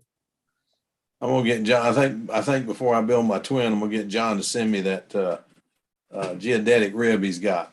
Set of ribs he's got. Well, there's just one rib, but anyway, get Actually, those and do it. There's 3 ribs. 3. Well, yeah, there'd have to be 3 because you got one different one for the center section. Anyway, but I'm gonna build that. I think I'm gonna build that thing with geodetic ribs and build it electric. Which one are you gonna build? Just a standard Pathfinder twin. I was gonna do it with a tapered wing, and I thought I got to building the tapered wing, and what the heck? I wish I had just asked John to send me the temp to a set of ribs, geodetic or otherwise, for a correct wing for this thing, because I thought I would just take the one that they've got on the 3, designed on the 3, and just cut each rib down 1/16 of an inch each side, and then sheet the thing and put cap strips on it. But it's just not that easy. That's funny, A lot John. of other things come into it. And this thing has turned into a nightmare. But That's funny. That's funny because John and I were just talking about the difference between a box kite and a jet plane. yeah. Well, I'm telling you, this thing, it'll be nice when it's finished, but the spars are built up to where they're even with the top of the ribs at 1/16 of an inch cut, so that I can sheet it and everything. It'll be a D tube. It's just part of the D tube is 1/8 of an inch, 2 pieces of 1/16 with carbon fiber between it.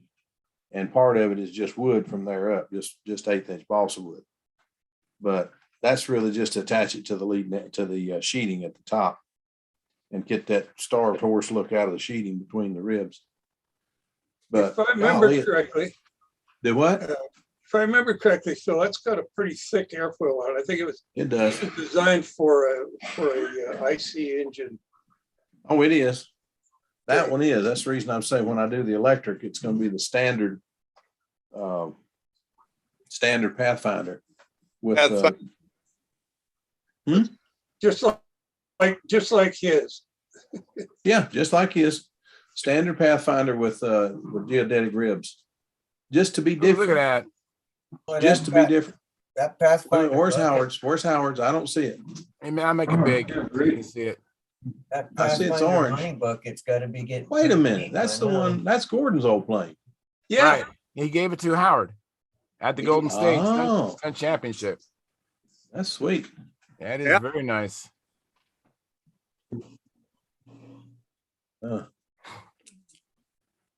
Lordy. I tell you what, some of Howard's got some neat stuff. He's a wild man, but he's got some nice stuff. Howard's an old combat pilot. He knows what it's all about. Oh, He when I knows met where the him, he good was a stuff's combat hidden. pilot, about the best one I'd ever seen. I've never seen Howard fly, but I've heard a lot about him. Boy, I have. His reflexes may not be what they used to be, but they used to be ridiculous. I mean, he was quick. Greg Carter couldn't beat him.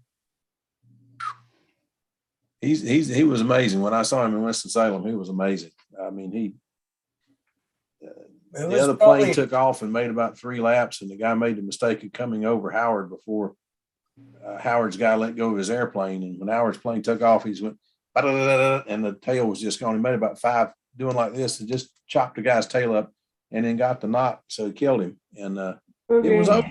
I mean, it was over that quick. That's it for tonight. You taking off, Sparky? That's Cleaning up. Tired of painting. Are you starting up a new business, Sparky, or is that for somebody else? No, here's the deal. I work with steel all day long, Yeah.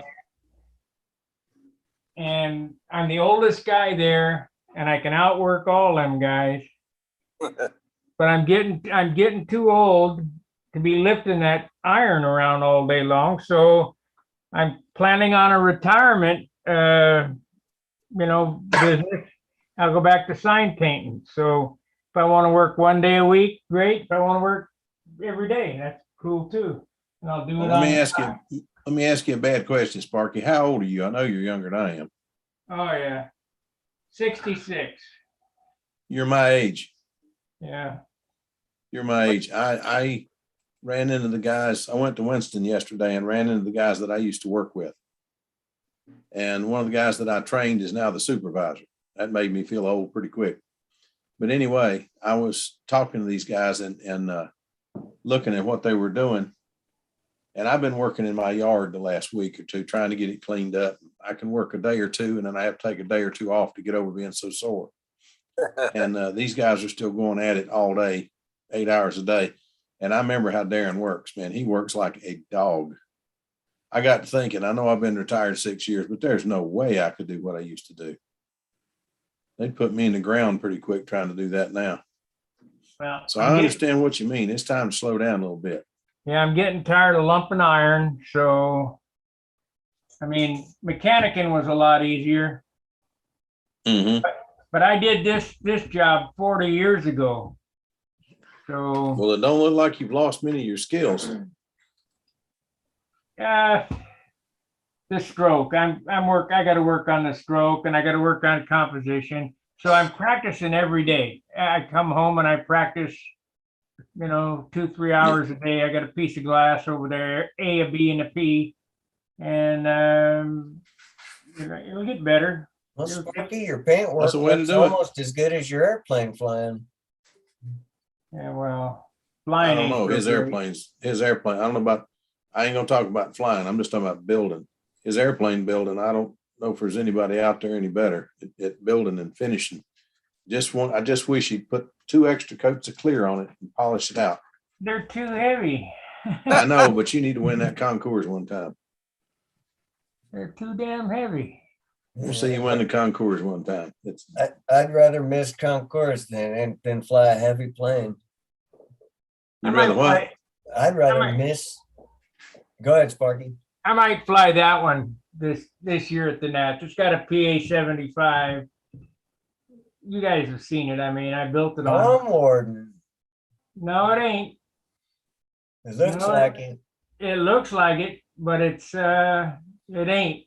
It's the same numbers he's been flying. It just looks like one. Yeah, it's the same as my June RXL. It's the same as my Tucker. I'll tell you what, that one is really shiny. That put a good coat of this new wax on there and you'll do well, because that stuff it's ridiculously shiny. One of the guys calls it sex wax. I don't know I can't remember the name of it, but the stuff makes it look wet and it stays that way.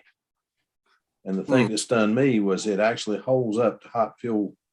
My ringmaster is covered in that stuff. I got 4 coats of it on it. And when you land the plane, there's beads of fuel on it, but that's it. There's no coating. Stuff just slides off of it. This stuff is great wax. Is that the ceramic stuff? Do what? Is that the ceramic stuff? Yeah. Oh, yeah. It's made by Eagle. This particular one's made by Eagle, but it's the ceramic stuff that's made. I found out about it. A buddy of mine bought a Mustang 500 GT, and it's what he uses on it.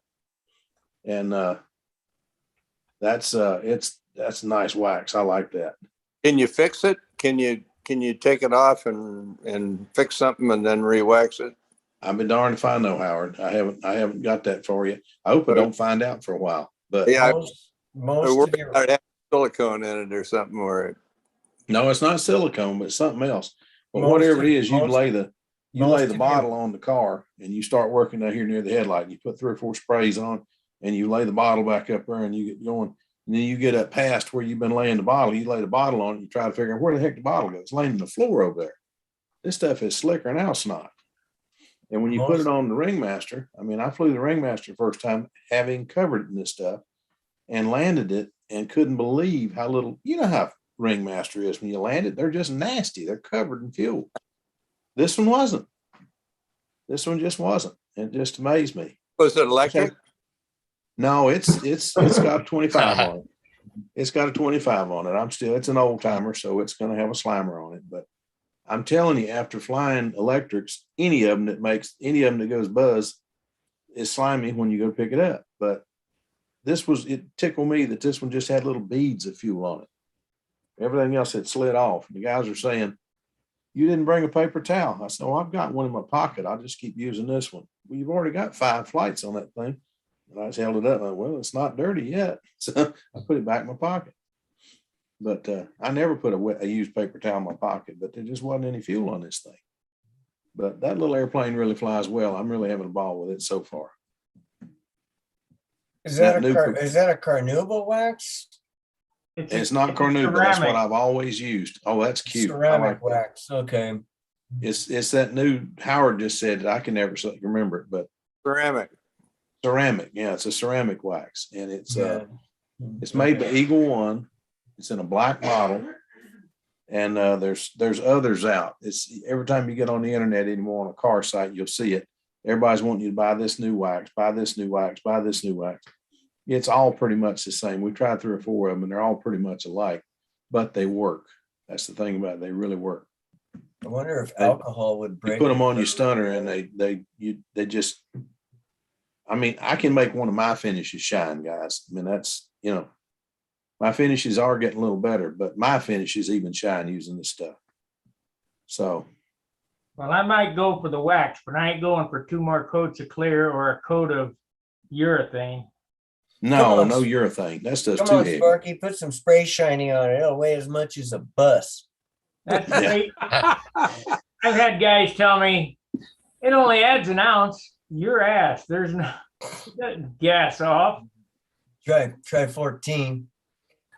Well, I let somebody talk me into putting automotive white on my impact. That's what Hunt uses. Well, I won't do it again. If I learn what Hunt's doing and how he's doing it, I'd be glad to do it, because Bobby is a master. I mean, he can do stuff like that. I use But when auto I paints too. But when I put it on there, and maybe I was spraying shadows, I don't know. But I was trying for a 10-ounce finish, and I got a 10-ounce base coat. I am sanding that puppy down. That's what I'm working on downstairs now. I'm sanding that thing back down to the primer. I'm going to start again. Phil, I may use that watercolor paint this time and try that. Phil, I I want use to auto get paints something done. I shoot for a 6 to 8 ounce finish. Oh, I know. And you make it work, but A lot of sand. I started Sparky. I'm going to tell on myself. I have never had anything rougher than 220 in my shop. This new plane I'm working on, I am working on 2. I'm working on actually 3, but anyway, at one time, I went and I looked at Brodak's Finishing Your Airplane little booklet, bought one of those, and I bought a whole bunch of paint and asked for one, and they sent me one. I went and bought some 120 sandpaper and used it. And I'm telling you, it don't make sense to me, but the finish is so much smoother. What I've gotten out of this new plane, that I started with I went over the whole plane with 120 and then put on 3 coats of 60-40 mixed nitrate dope. Yeah. Then I sanded it one more time, easy, just knocking the tops off with the 120 again. And I put the 120 away, and I put another coat of 60-40 on it, and then I put the tissue on it. I put 4 coats of nitrate on it with 60-40 to get it stuck down good, and then I put 2 coats of regular dope on it, and then sanded it with 320. That is the slickest finish I think I've ever. To that point, that's the slickest plane I've ever done. You know, now I hope this will make sense. You'll see me sometimes sand with 36, and then I'll go to 80. Mm-hmm. Then I'll go to 220. If I'm shaping, Howard, I want to move some material. I use 24. Oh wow, you're moving. Good Lord. Yeah, whatever, just raking it off. But just whoop. Anyway, it peels off like a cheese grater. I reckon. Now I'm gonna say this, and I hope it makes sense. If you sand a smooth surface, if you got waves in the surface or whatever, and you sand with 220 or 320 or whatever, you're going to end up with a slick, wavy surface. That's exactly right. Well, I couldn't get that through my head. But if you take, I don't use 120, but if you take 120 on a block, you're going to knock the tops off and then sand with 320. Yeah, that's what I did. The biggest thing about a light finish is you only get 1 quart of dope. Because if you start to add more and more dope, that's where the weight comes in. Oh, yeah. All the thinner you want, but you only get 1 quart of dope. And I'm going to work on it. All right, now they got you on here. Tell me that, do you use nitrate, or you go all the way up with butyrate? I use no nitrate, never have. I use straight butyrate. All right, I'll do that on the next one. Too late on this one. I've already put the tissue down with nitrate.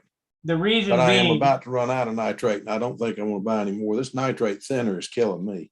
nitrate is to attach covering material to metal. It's a heavier glue type dope. Oh, that's what it is. Okay. I always thought it was just to put the tissue down with. Nitrate is good glue, but it's really kind of horrible for finish. Well, dope is glue. Yeah. All that's all dope it is is. glue, but nitrate is like white glue. Right. It's like thick, heavy glue. Well, guys, I think I'm going to have to get out of here because my terrorist is about to drive me crazy, which usually means he needs to go out. So But I Phil, guess, huh? Phil, send it again. Only send them one at a time. I did. Did you? That last time, look at Gmail. I just sent them one at a time. Oh, okay. I sent you, I think, 5 or 6 tonight, right before it came on. Oh, okay. And I've been meaning to send them 2 days or since last time you emailed me. And I'm staying stupid busy and I haven't even started taking Christmas down. We're running everything tonight. And tomorrow we're going to take everything down. That's a 2-day job. So anyway, I'm going to go take this little terrorist out and see about getting ready to, me. I want to get him back inside before they start popping firecrackers and guns because he'll go absolutely ballistic. Happy Thanks New for Year. coming was in, good, Phil. Sparky. Happy New Year. Happy New Year to you. Happy New Year, Phil. That's There you my go. terrorist. Good night, y'all. Yeah. Hey, Good night. Phil, get my information from Charles. Give me a call and we'll swap I'll do it. emails and I'll send you pictures and we'll get back and forth. Sounds great. It'll probably be Monday before I get to it because I got all kinds of junk this weekend. But That's no I'll be with you worries. next That's no week. worries because we got a champagne brunch with the parade tomorrow. I'm looking Oh, so Lord. forward to that. I would be blistered. You guys take care. Have a great one, All right, see everybody. ya. You too. Happy Take New care. Year, brother. Bye-bye. See ya. See y'all. I'm gonna go too. You guys have a good evening. Happy New Year. Happy New Year, Happy Sparky. New Happy Year. New Year, Sparky. Happy New Year, Sparky. All righty. You I'll guys see take you. care. All right, take care. Okay. Take care. See what I went and did, Charles? What did you do? Whatever you, oh, yes. You You know what? need to offer some to Gerald's wife. I mean, There you go.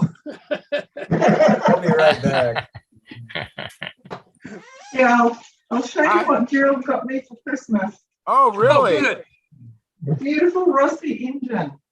Oh, A rusty nice. one. Let me make it big. That looks like a Magnum. You know, I have a friend. He bought his wife for Christmas a sprayer for the house. You know, the pressure sprayer. Yeah. So you did better than his wife. Really? I'm so happy. Oh, I bet. Oh, that's great. It's very nice, sort of Italian engineering and that beautiful anodizing. Isn't that really nice? Oh, now what is the brand? I didn't quite catch that. It's the last of the Rossi engines made in Italy. Oh, it's a Rossi. Lusty. Yeah. Oh, nice. Another Rossi. It's actually signed by, I'll get Helena to say it. It's got the little, the little thing from Rossi. And it's signed Oh, by nice. the one of the Rossi brothers. I need my glasses, Gerald. It's only the Rossi manager. And it's got a signature on it from 2015. So it's one of the last airplane motors. Wow. Now, what size is that motor? It's a 2.5 cc or a 15. Or a 15? Okay. Yeah. Very Yeah. nice. Yeah, Otto got his Fox 36 peaks and Leonardo Rossi, so she was happy she had something special made in Italy. If I bought my wife a motor, that wouldn't go over as well. Awesome. It helps if you both fly. Yeah. I know, Yeah. I know. I think that's awesome that you fly. I think that's really neat, you know, because Lynn Burrell, his wife, Naomi, she flies as well. And I know, is it your sister that flies? Well, she's just learning how to fly straight and level and take off, and then she can land, but that's as far as she's got, but she's still made an effort.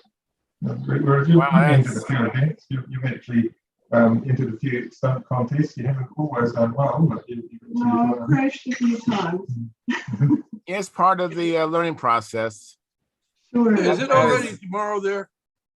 Yes, yeah. yes, it's New Year's Day here in New Zealand. Oh, happy New Year's Day. I hope you guys, Day. Thank I hope you. you had your your left leg lift in the air so you can start the year off on the right foot. Well, Oh, gee. Bye-bye. So I'm going to go as well. So You chased her off, Charles. What can I say? Hey, So I'll bid everybody good night and wish you all a happy New Year as well. And I'm sure we'll catch up with you soon. Happy All right, New thank Year, you, Gerald. Gerald, to Thanks for you and coming your in. family. Appreciate it. Yeah, good night. Tell Max I said hello. I didn't see Max tonight Yeah, I'll tell or Max. today. Yeah. Okay. All right, you. man. Take care. Okay, See ya. Bye. Bye-bye.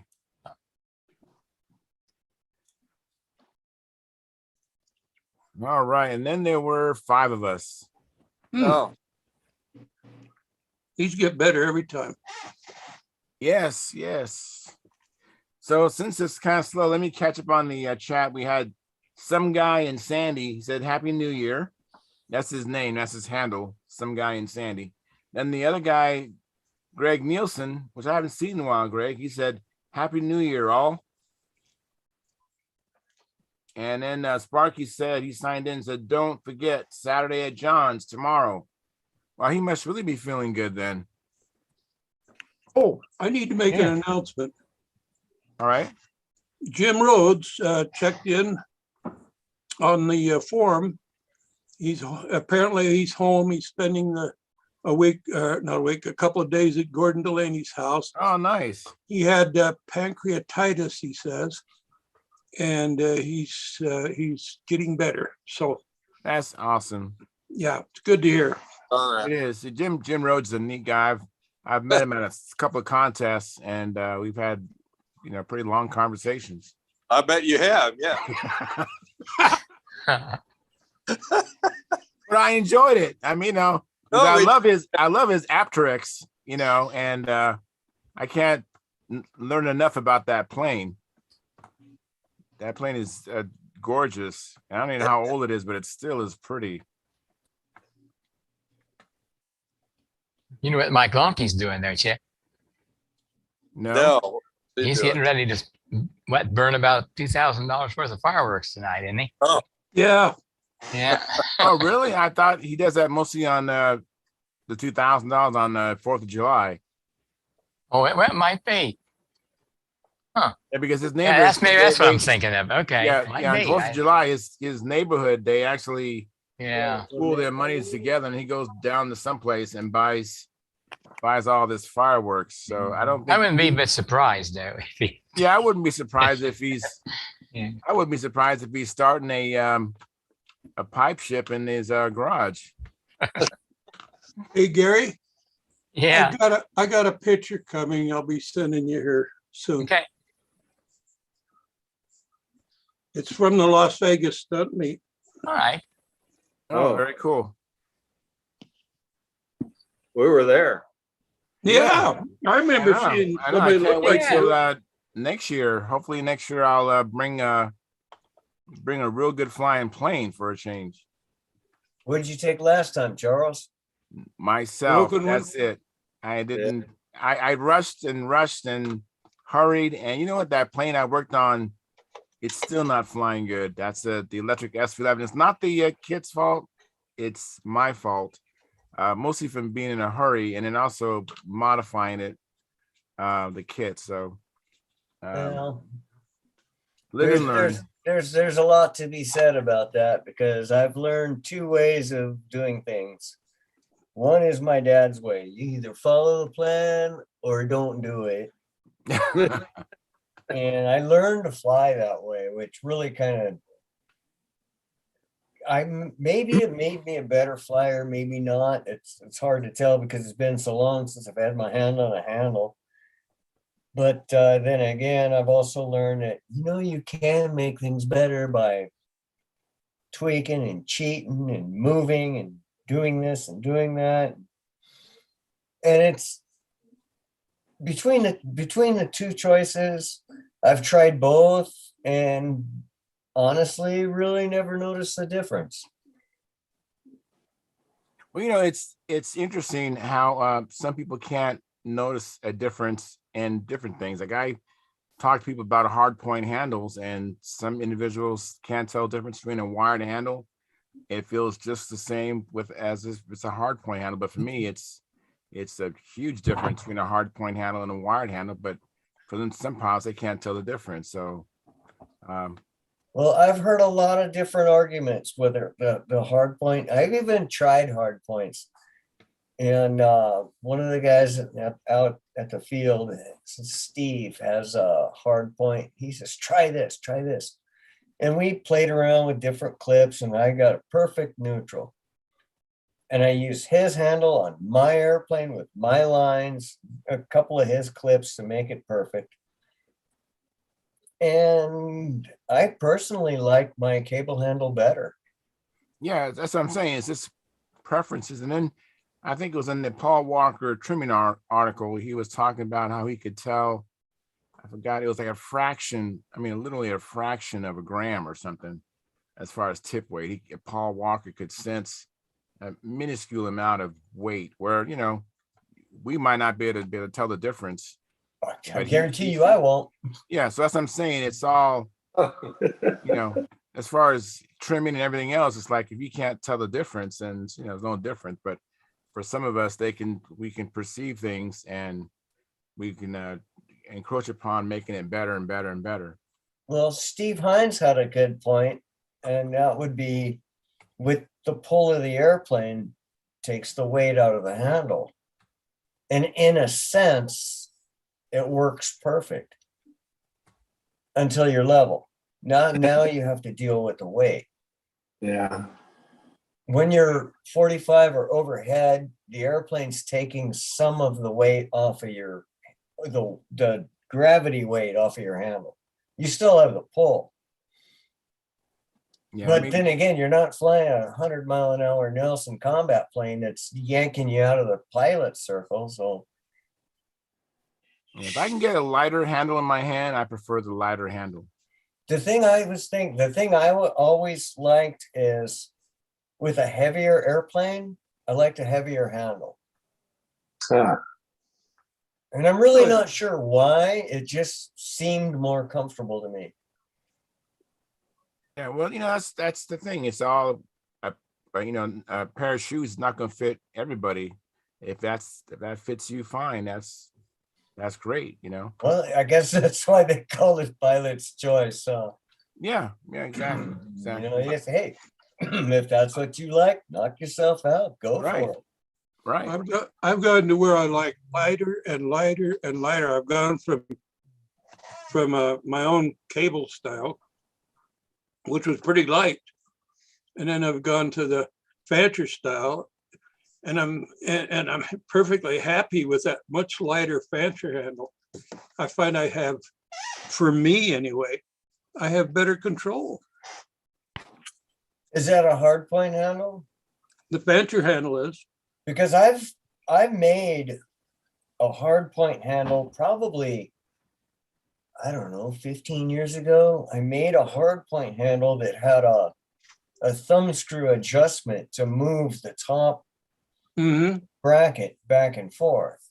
And it was pretty light. I mean, I think the handle weighed 1.25 ounces when I was done with it.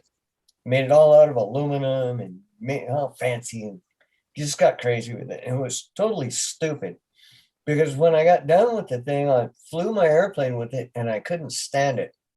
And I ended up giving it to a guy at the field. I said, here, take this thing. I hate it. He says, oh, that's the best handle I've ever used. I'm like, okay, opinions vary. Yeah, exactly. Different pair of shoes. Well, Howard, you've flown combat. What do you use for a combat handle?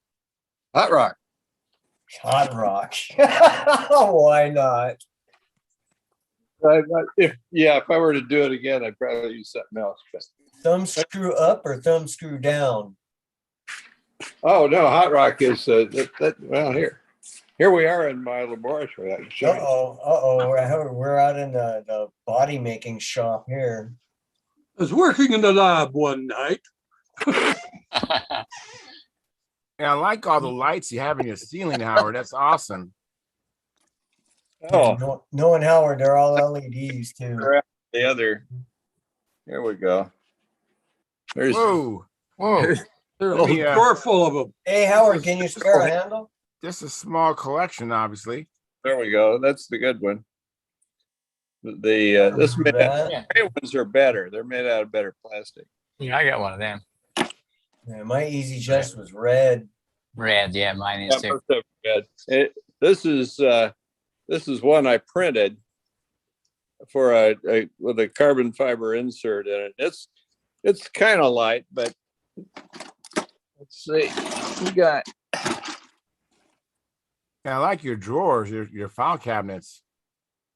they Yeah, came from, I told you, Howard, my wife used to work for Boeing in securities, right? I worked for Boeing in engineering. Damn, my wife worked for aerospace. That's nice. This is balsa hot rock.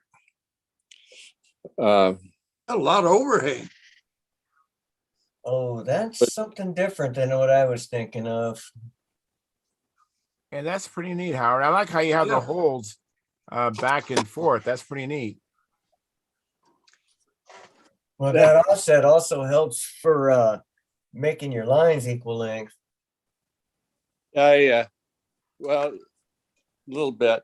I made that handle because I went to Brazil and Pat Johnston tipped me off. I was going to bum an airplane there to fly.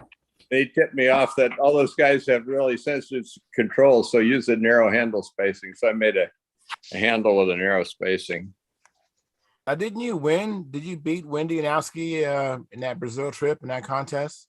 Yeah, beat it in the Southern Hemisphere. Yeah, very Did he good. wind up I in remember fifth seeing the place? video, and you remember that container they had to keep the fuel cool, refrigerated. Yeah, That was so cool. They actually had a air conditioning unit that kept the fuel cool. yes. Very cool. Well, speaking of handles and handle brackets, Charles, did you ever take a picture of that? No, I was thinking about it when we was talking, and I was like, I hope that offer's still good. I just haven't gotten around to it. No, I'm not Hey, worried Steve, about I it. didn't see you come in. Thanks for coming in, Steve. Oh, I'm Steve. Yeah, I'll definitely take you up on that, Jeff. Because No, I but know what I was thinking is, I mean, if anybody else wants them too, if they're the same as yours, it's just as easy for me to cut and drill 10 of them as it is to cut and drill 2 of them. very So, cool. I mean, if 10 people want them, all I need is addresses, and I've got plenty of aluminum out here. I have 062 aluminum, and I can I'll make. definitely send you an image. What does your T-shirt say, Steve? It says awesome like my daughter. Yeah, that's right. I got that from Christmas. Gifts from who? Yeah, from Samantha. Yeah. You Yeah. got it from the one that knows how to fly in your house. Hey, you guys see the thing that Howard made? Yeah, I think he printed these. Is that right, Howard? This is the handle I fly the regular airplane with. It's also 3D printed, and it's got a carbon fiber thing. Wow. Now that's some line spacing. Yeah, that's what I was thinking. I was thinking the same thing. That's a pretty big spacing. So now, how big of a bell crank does that plane have? That airplane with that handle have a 4-inch bell crank, or is it a bigger bell crank? 4-inch bell crank, but it travels a long way. It's about plus or minus 90 degrees. And then the hole on that bell crank from the pivot point to where the push rod attaches, what's that distance on that plane? I forget. It's in the program, though. It's about 1/8 of an inch. Yeah. Was that your balsa cutting gauge I saw on top of that garbage can?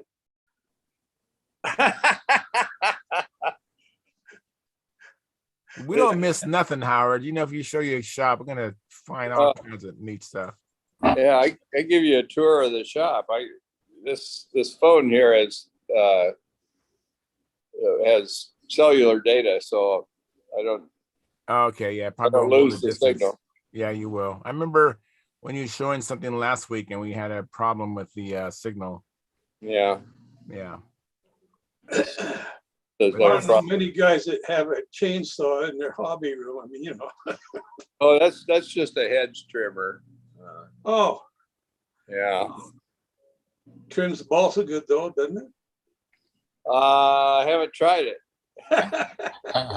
Yeah. Very cool shop. So is that a torsion box tabletop on an adjustable base? No, it's just a box. I just kept slapping the particle board on it until it got solid enough. Oh, okay. That It's- works. Yeah, it's not very sophisticated, but I leveled it up nicely. I don't know if it's leveled now or not.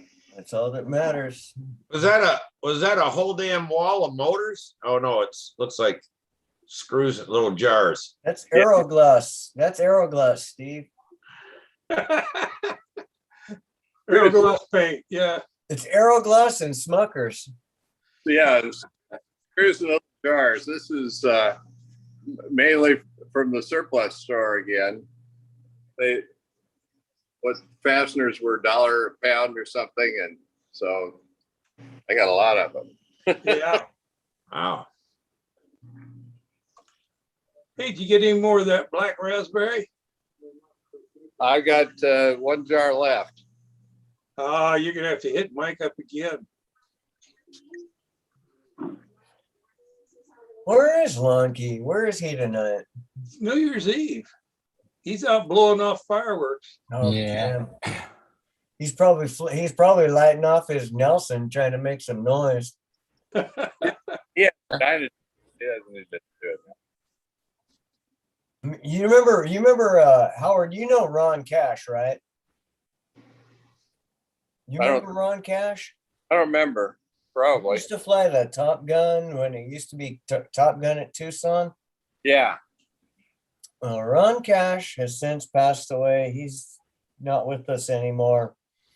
But Ron Cash and Greg Carter and Big John, I can't remember John's last name, and myself and Gary Cash, Ron's little brother, we used to get together and we'd hold Mark IVs, Nelsons, Mark 6s, Mark 3s, whatever we had. We'd take them off the airplane, put them in our hands, put a prime in them, and light them off at midnight on New Year's Eve. Wow. geez. Well, that's Mike Lonky style there. You know, this was without an airplane attached to it. Well, that's what Mike Lonky's done. Last time I saw Mike Lonky light a motor without an airplane, it was bolted to his toolbox. No, and no, that was in 010. he's primed and ran motors in his hand. Has he? Yeah, I don't think he'll do a Nelson 36, but he'll do things smaller than that.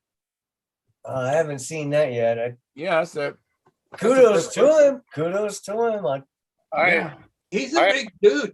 Intentionally, but we were in a team trials once in Detroit, and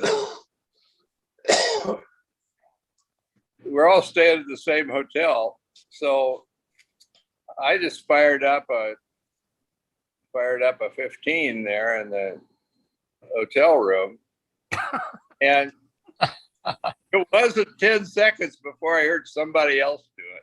And I think somebody else did it. It was cool. That's fun. This is during New Year's Eve or just at a contest? Just a contest. Wow. I remember when I was about 9 years old, we were at my dad's uncle's house, and one of the kids got a PT-19 and a starter kit. And we're sitting there around the Christmas tree, and everybody's opening presents, and I fueled up this kid's PT-19 and fired it up right there in the living room. This is how it works. I got so much trouble. I Yeah, well, Steve remember and a his brother story. used to light up planes in their house when they were kids. I remember a story from Bob Gialdini, and I've also heard the same story from Bob Hunt. At one of the world championships, might have been Hungary or one of them anyway, the guys in the middle of the night started doing wing unders. They were in this a hotel room, and they're up 4th or 5th floor or whatever, or maybe higher. But they started, they got on one balcony, started the airplane, launched it straight, and they were going around and around like a clock face on the front of that hotel, doing the wing unders. So a wing over would be like that way. Yeah, the wing under went that way. Wow, that would be confusing. They pulled, there were some, as Howard, if he wanted to, could probably tell us some stories about some of the shenanigans that go on during the World Championship. Yeah. I've heard stories about Gieske. He was like a big jester or clown, so to speak. He liked to play pranks on people. Well, so does Walker. Walker was another one I heard about. You have to watch Tom Walker. Warden. He'll disconnect your lines while you're starting your engine. Well, Tom Warden was one of my coaches years ago when I was learning how to fly stunt. And Warden told me, watch out for Walker, watch out for Gieske. And I go, who are they? Then I found the Gieske Nobler. And then I found out who Paul Walker was, because he took my handle to the other side of, I took my handle out to the middle of the circle, and I walked back out to start my plane. And this is just at a fly-in. And he walked out, grabbed my handle, and took it over to the side of the circle. And I walked out to the middle looking for it. I'm like, man. And he's over there chuckling, and I was cracking up. I thought, This is that's after funny. it was the fly-in, so it wasn't a contest. Never mind. No, it was just a fly-in. It was out here at San Fernando. There was nothing big. It was 100 years ago. That's a pretty typical thing for Paul. It seemed to be. He was laughing about it. He was having a good time. Yeah, he likes to do things like that. And I thought, well, since he's laughing about it, I could laugh it off. I don't care. I don't know if anybody has the cojones to do it back to him, though. I would have never tried it. I had too much respect for the guy. That's what I'm talking about. Plus, you might piss him off, and then he'll really beat you. Well, he was a big dude. He was a lot bigger than me, anyway. And you guys talking about the heavy, the weight of the handle I was watching earlier. Yeah. If you think about it, if this is your arm, and unless you're over 6 foot tall, 7 foot tall, you're always gonna be pulling up. Unless you fly. Even at 6 foot, it's way above, it's a foot above my shoulder. So it's gonna be lifting my hand, and okay. you're straight out. It's always. Steve, what's your handle of choice? It doesn't matter. It doesn't matter. I've flown them all, and they crash all just as good with one handle as they do another. So you can't tell the difference between a hard point or a cable. I can't, because maybe you could with the springiness if you had less pull on them lines than what the spring would be, but that could only, to stretch it all the way out, it's only an ounce or so. So if you only had an ounce of pull on your airplane, that the wires could take over changing something. I mean, now it's pulling out there 10 pounds. You ain't gonna, little bit of curve in your wires like that is not gonna change anything with your airplane. I agree about 100% with that because I've always flown with some kind of a cable handle, whether it's one of the old Pylon brand or Easy Just or the I haven't, Bodak. is that snow or is that insulation, Howard? That's snow. Okay, very cool. I haven't seen snow in a long time. That Yeah, looks that's what it cool. looks like. Yeah, that's what I was doing is changing over everything in my garage and shed and stuff like that. We're supposed to get about 6 inches of snow tonight, and it's down real cold. And I've been putting off getting ready for winter Yeah, because it's we really cold here haven't too, had Steve. anything there Charles, yet. Charles, you want to see snow? Step out on a clear day, look up towards Mount San Gorgonio or San Jacinto. Right? Hey, look at that! Howard's got a rabbit buddy. All right. We got raccoons out there too, and coyotes. Oh shoot! I left the lights on and attic. Well, But all yeah, I can tell you about handles is that I've flown with just about every kind of handle there's been. And for whatever reason, I prefer a very lightweight handle. And I prefer a solid mount. Oh, hard point. Yeah. Yeah. But that's just me. That doesn't mean that everybody else has to fly with them. Well, no. But there's Illinois? that's usually the handle I fly with right there. Yeah. It's I just remember that. it's just a simple little handle. It's got a little crimp on it. But I tell you what, them wires right there, I don't know if that would pull anything. It ain't much. It might make a difference on a half A. Yeah, maybe on a half A. I don't know. I just don't. I can't see the science behind a heavy handle or a hard point handle or something like that. The biggest thing I don't understand about the hard point handle is for when a hard point handle has no adjustment, and as close as I get with making up my lines and my lead outs, I need all the adjustment I can get.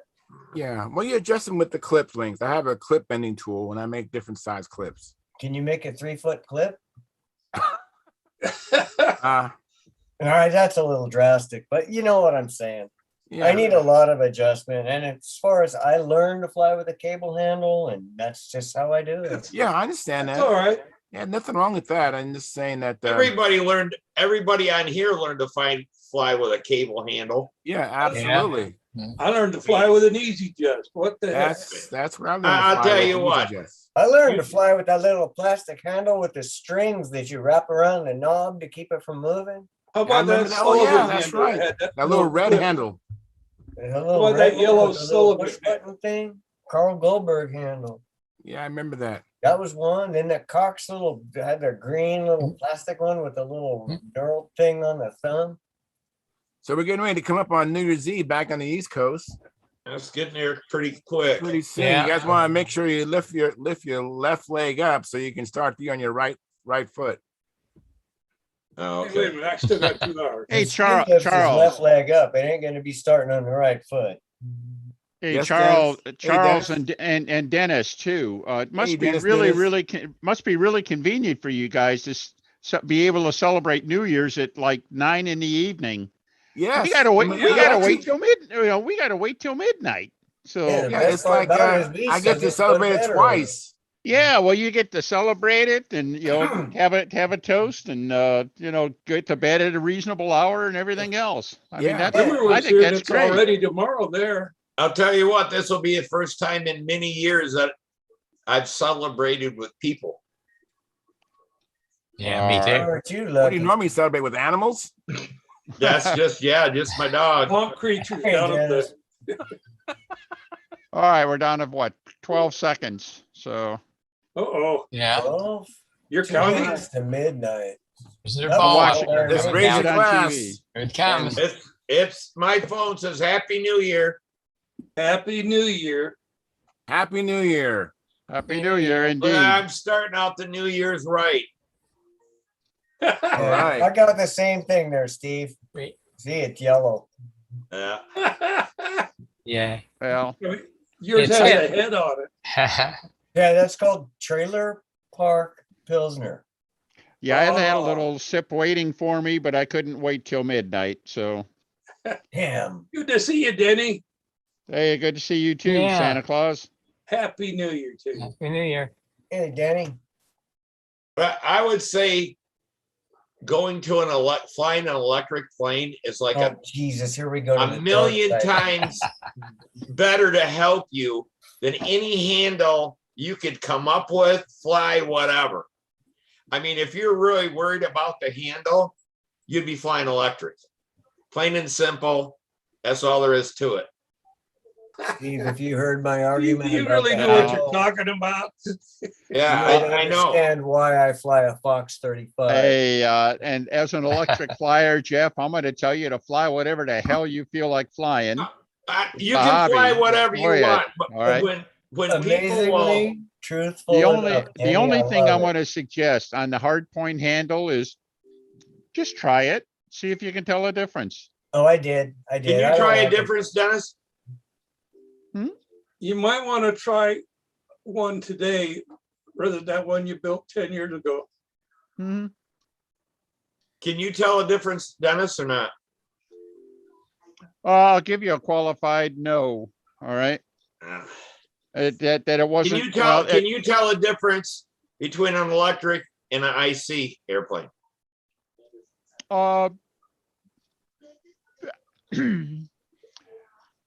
I've had a lot of nice flights with either. I'll let it go at that. All right.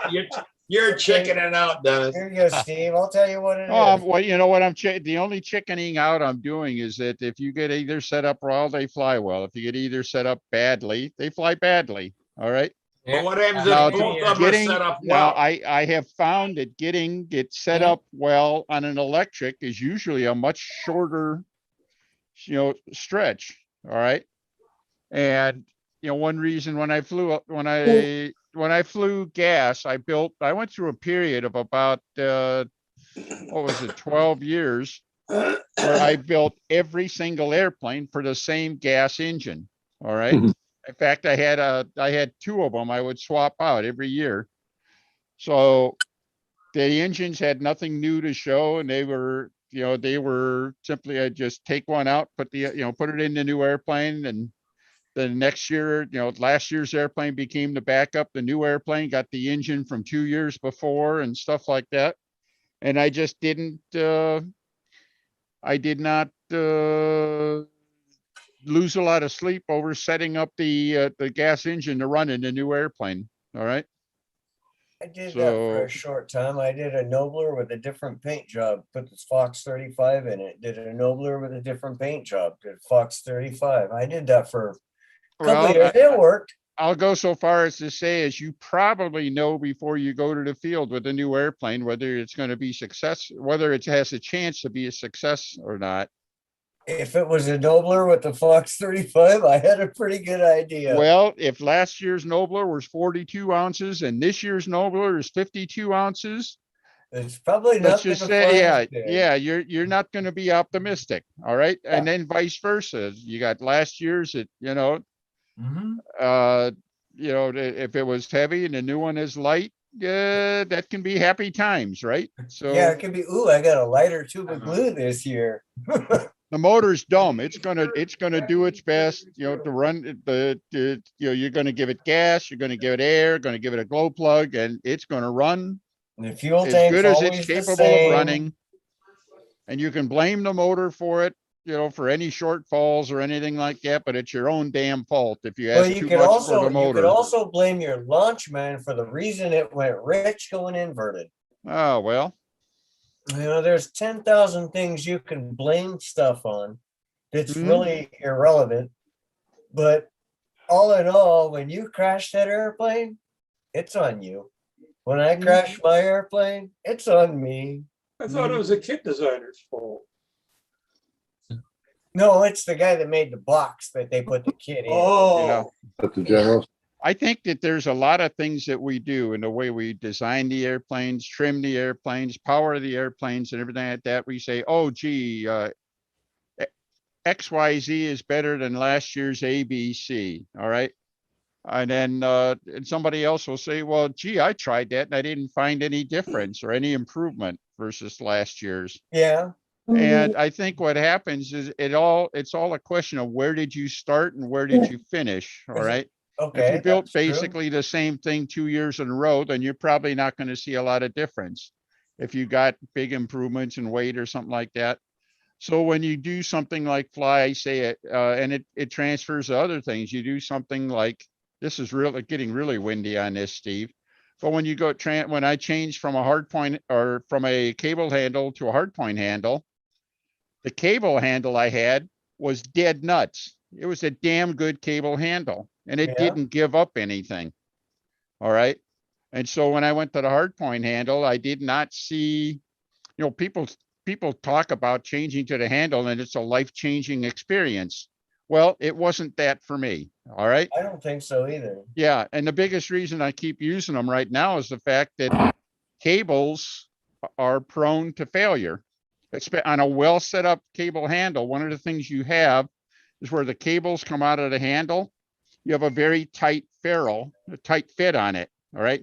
That tight fit becomes a stress point because every time that cable bends, it's up against, it's going to be up against an edge. All right. And especially on something like a stunt plane where you don't change the handle setting routinely or anything like that. Right. You might have 2, 3, 600 flights on that cable handle, always bending at exactly the same point. That cable's going to fail. All right. So for me, the biggest thing I liked about the hard point handle is that the cable as a failure point went away. It can't fail if it isn't there. That's a good point. I have a story to go along with that. Hey, Tom, thanks for coming in. When I took up flying stunt in the modern era, I built an impact and followed instructions. And so I told Mr. Walker, okay, I've followed instructions on this impact, but I've always flown with a hot rock handle, and I'm going to fly this with a hot rock handle. Okay. And after a season or so, I was doing an outside square, and the downline broke in the handle. Oh, damn. Exactly as you described. And better. So was it Well, the one of first the- corner one or of the- which, one of the which things corner? that, and that's certainly a failure with a hot rock, but the other failure with the hot rock is where the cable came out of the holes would tend to get big. Oh, yeah. All right. Yeah. Which means you could move your hand, a couple of degrees and nothing would happen, Yeah, almost, or it would change. You would get a different input after you moved it a couple of degrees and it hit an edge and it's like, woo, now it's taken off. Yeah. So Yeah. to fix that, you put a nice tight, ferrule in there. Like the handles my dad made had aluminum, guides, like just barely big enough for the cable to pass through, which was the perfect starter fuel for a cable failure. All right. And he crashed an airplane to a cable failure. My brother crashed an airplane to a cable failure, and it broke exactly where it came out of the handle. So, well, Samantha crashed an airplane with one of the little clips got jammed up. well, yeah, I mean, there's any number of ways to do it. But I always inspected my handles and changed out the cables. I don't know if that was something. That's what I was taught. If you were flying an easy just handle with the holes all wide out and everything like that, and you went to a hard point handle, you wouldn't know what the heck you were flying. What the heck is happening now? Because all of a sudden I got 100%, control authority. I go from, from this nebulous kind of thing, and all of a sudden I got complete control authority. Yeah, instant reaction. Exactly. Yeah. Let me interrupt for a second. I'm going to go read the chat, and then we're going to go to the after party. It's after 9 o'clock or 9:10 out here. And Mike Regelli says, okay, it's New Year's Day. I'm sitting. It's been warm weather here in sunny South, but we've been getting some rain. And then Steve Minchella says, Happy New Year, everyone. Great to see you all. And then Microgal says, it's rainy now, but people are still shooting fireworks. And then Steve Michella Same says here. again, sawing it in half. Anyways, hey, we've had a good night. Thank you very much. We're going to transition to the after party. Come back next year. We'll be back here next year. See you then. And Well, come back Happy this New year. Year. Come back this year. Come That's back right. this year. Yeah, right. it That's depends right. where Well, you it's live. already new. It's out here right now. It's still 2021. Oh, you're behind the times. I'm behind the times. You know what? I've been behind the times for some time now. But anyways, I'm going to end the live stream, and we will continue on. And by the way, Dennis, did you have any trouble earlier getting in, or was it my? Did I help you get No, in? no, Was no, it- no, you're email. fine. I was licking my wounds here. I was watching the Michigan football game and that was ugly. I'm And sorry. so yeah, Oh, did yeah. Michigan get their ass kicked? That's a nice way to put it. And meant- yeah. But at any rate, so okay. And I had my Zambuca with the 3 beans in it and everything like that. So anyhow, right now I'm feeling mellow. How So, was what was the Cincinnati? Did Cincinnati beat Alabama or not? No. no, in fact, the score of the Michigan game, I think, was worse. So Anyways, I'm sorry. I meant Dennis Nunes because he called me oops, earlier. sorry. It's okay. You guys are both Dennis, so that's fine. So Yeah, well, it's rare to have 2 of us in the same room. So yeah. So Dennis Nunes, you just have an issue getting in or earlier or what? I had to use your email to get Okay. it. I can't see the section for at the bench on Stunthangar. All right. Well, I'm glad you brought that up.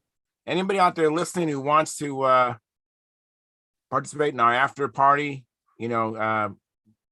unfortunately, I need you to email me or I have to have your email address or something. I can help you get into the after party. But if you go to the Stunthangar forum and PM me in there at the messages, I'll be able to give you a link to get in so you can be in the after party with all the festivities and all Dancing stuff. girls. Yeah, because I'm gonna pull this curtain from behind me and I can't Coming mention to anything dance beyond that, girls. but it's gonna be happening in the after party. So anyways, with that being said, good night. Happy New Year for those in the East Coast, and out here in the West Coast, we're going to have to wait a little bit. And thanks for all your support. And for this year, hopefully we can get it even bigger next year. If you know anybody who hasn't been in the show, encourage them to come in. If you can help somebody with their camera, with their computer to help them get in, please do that. I've had to help some other people.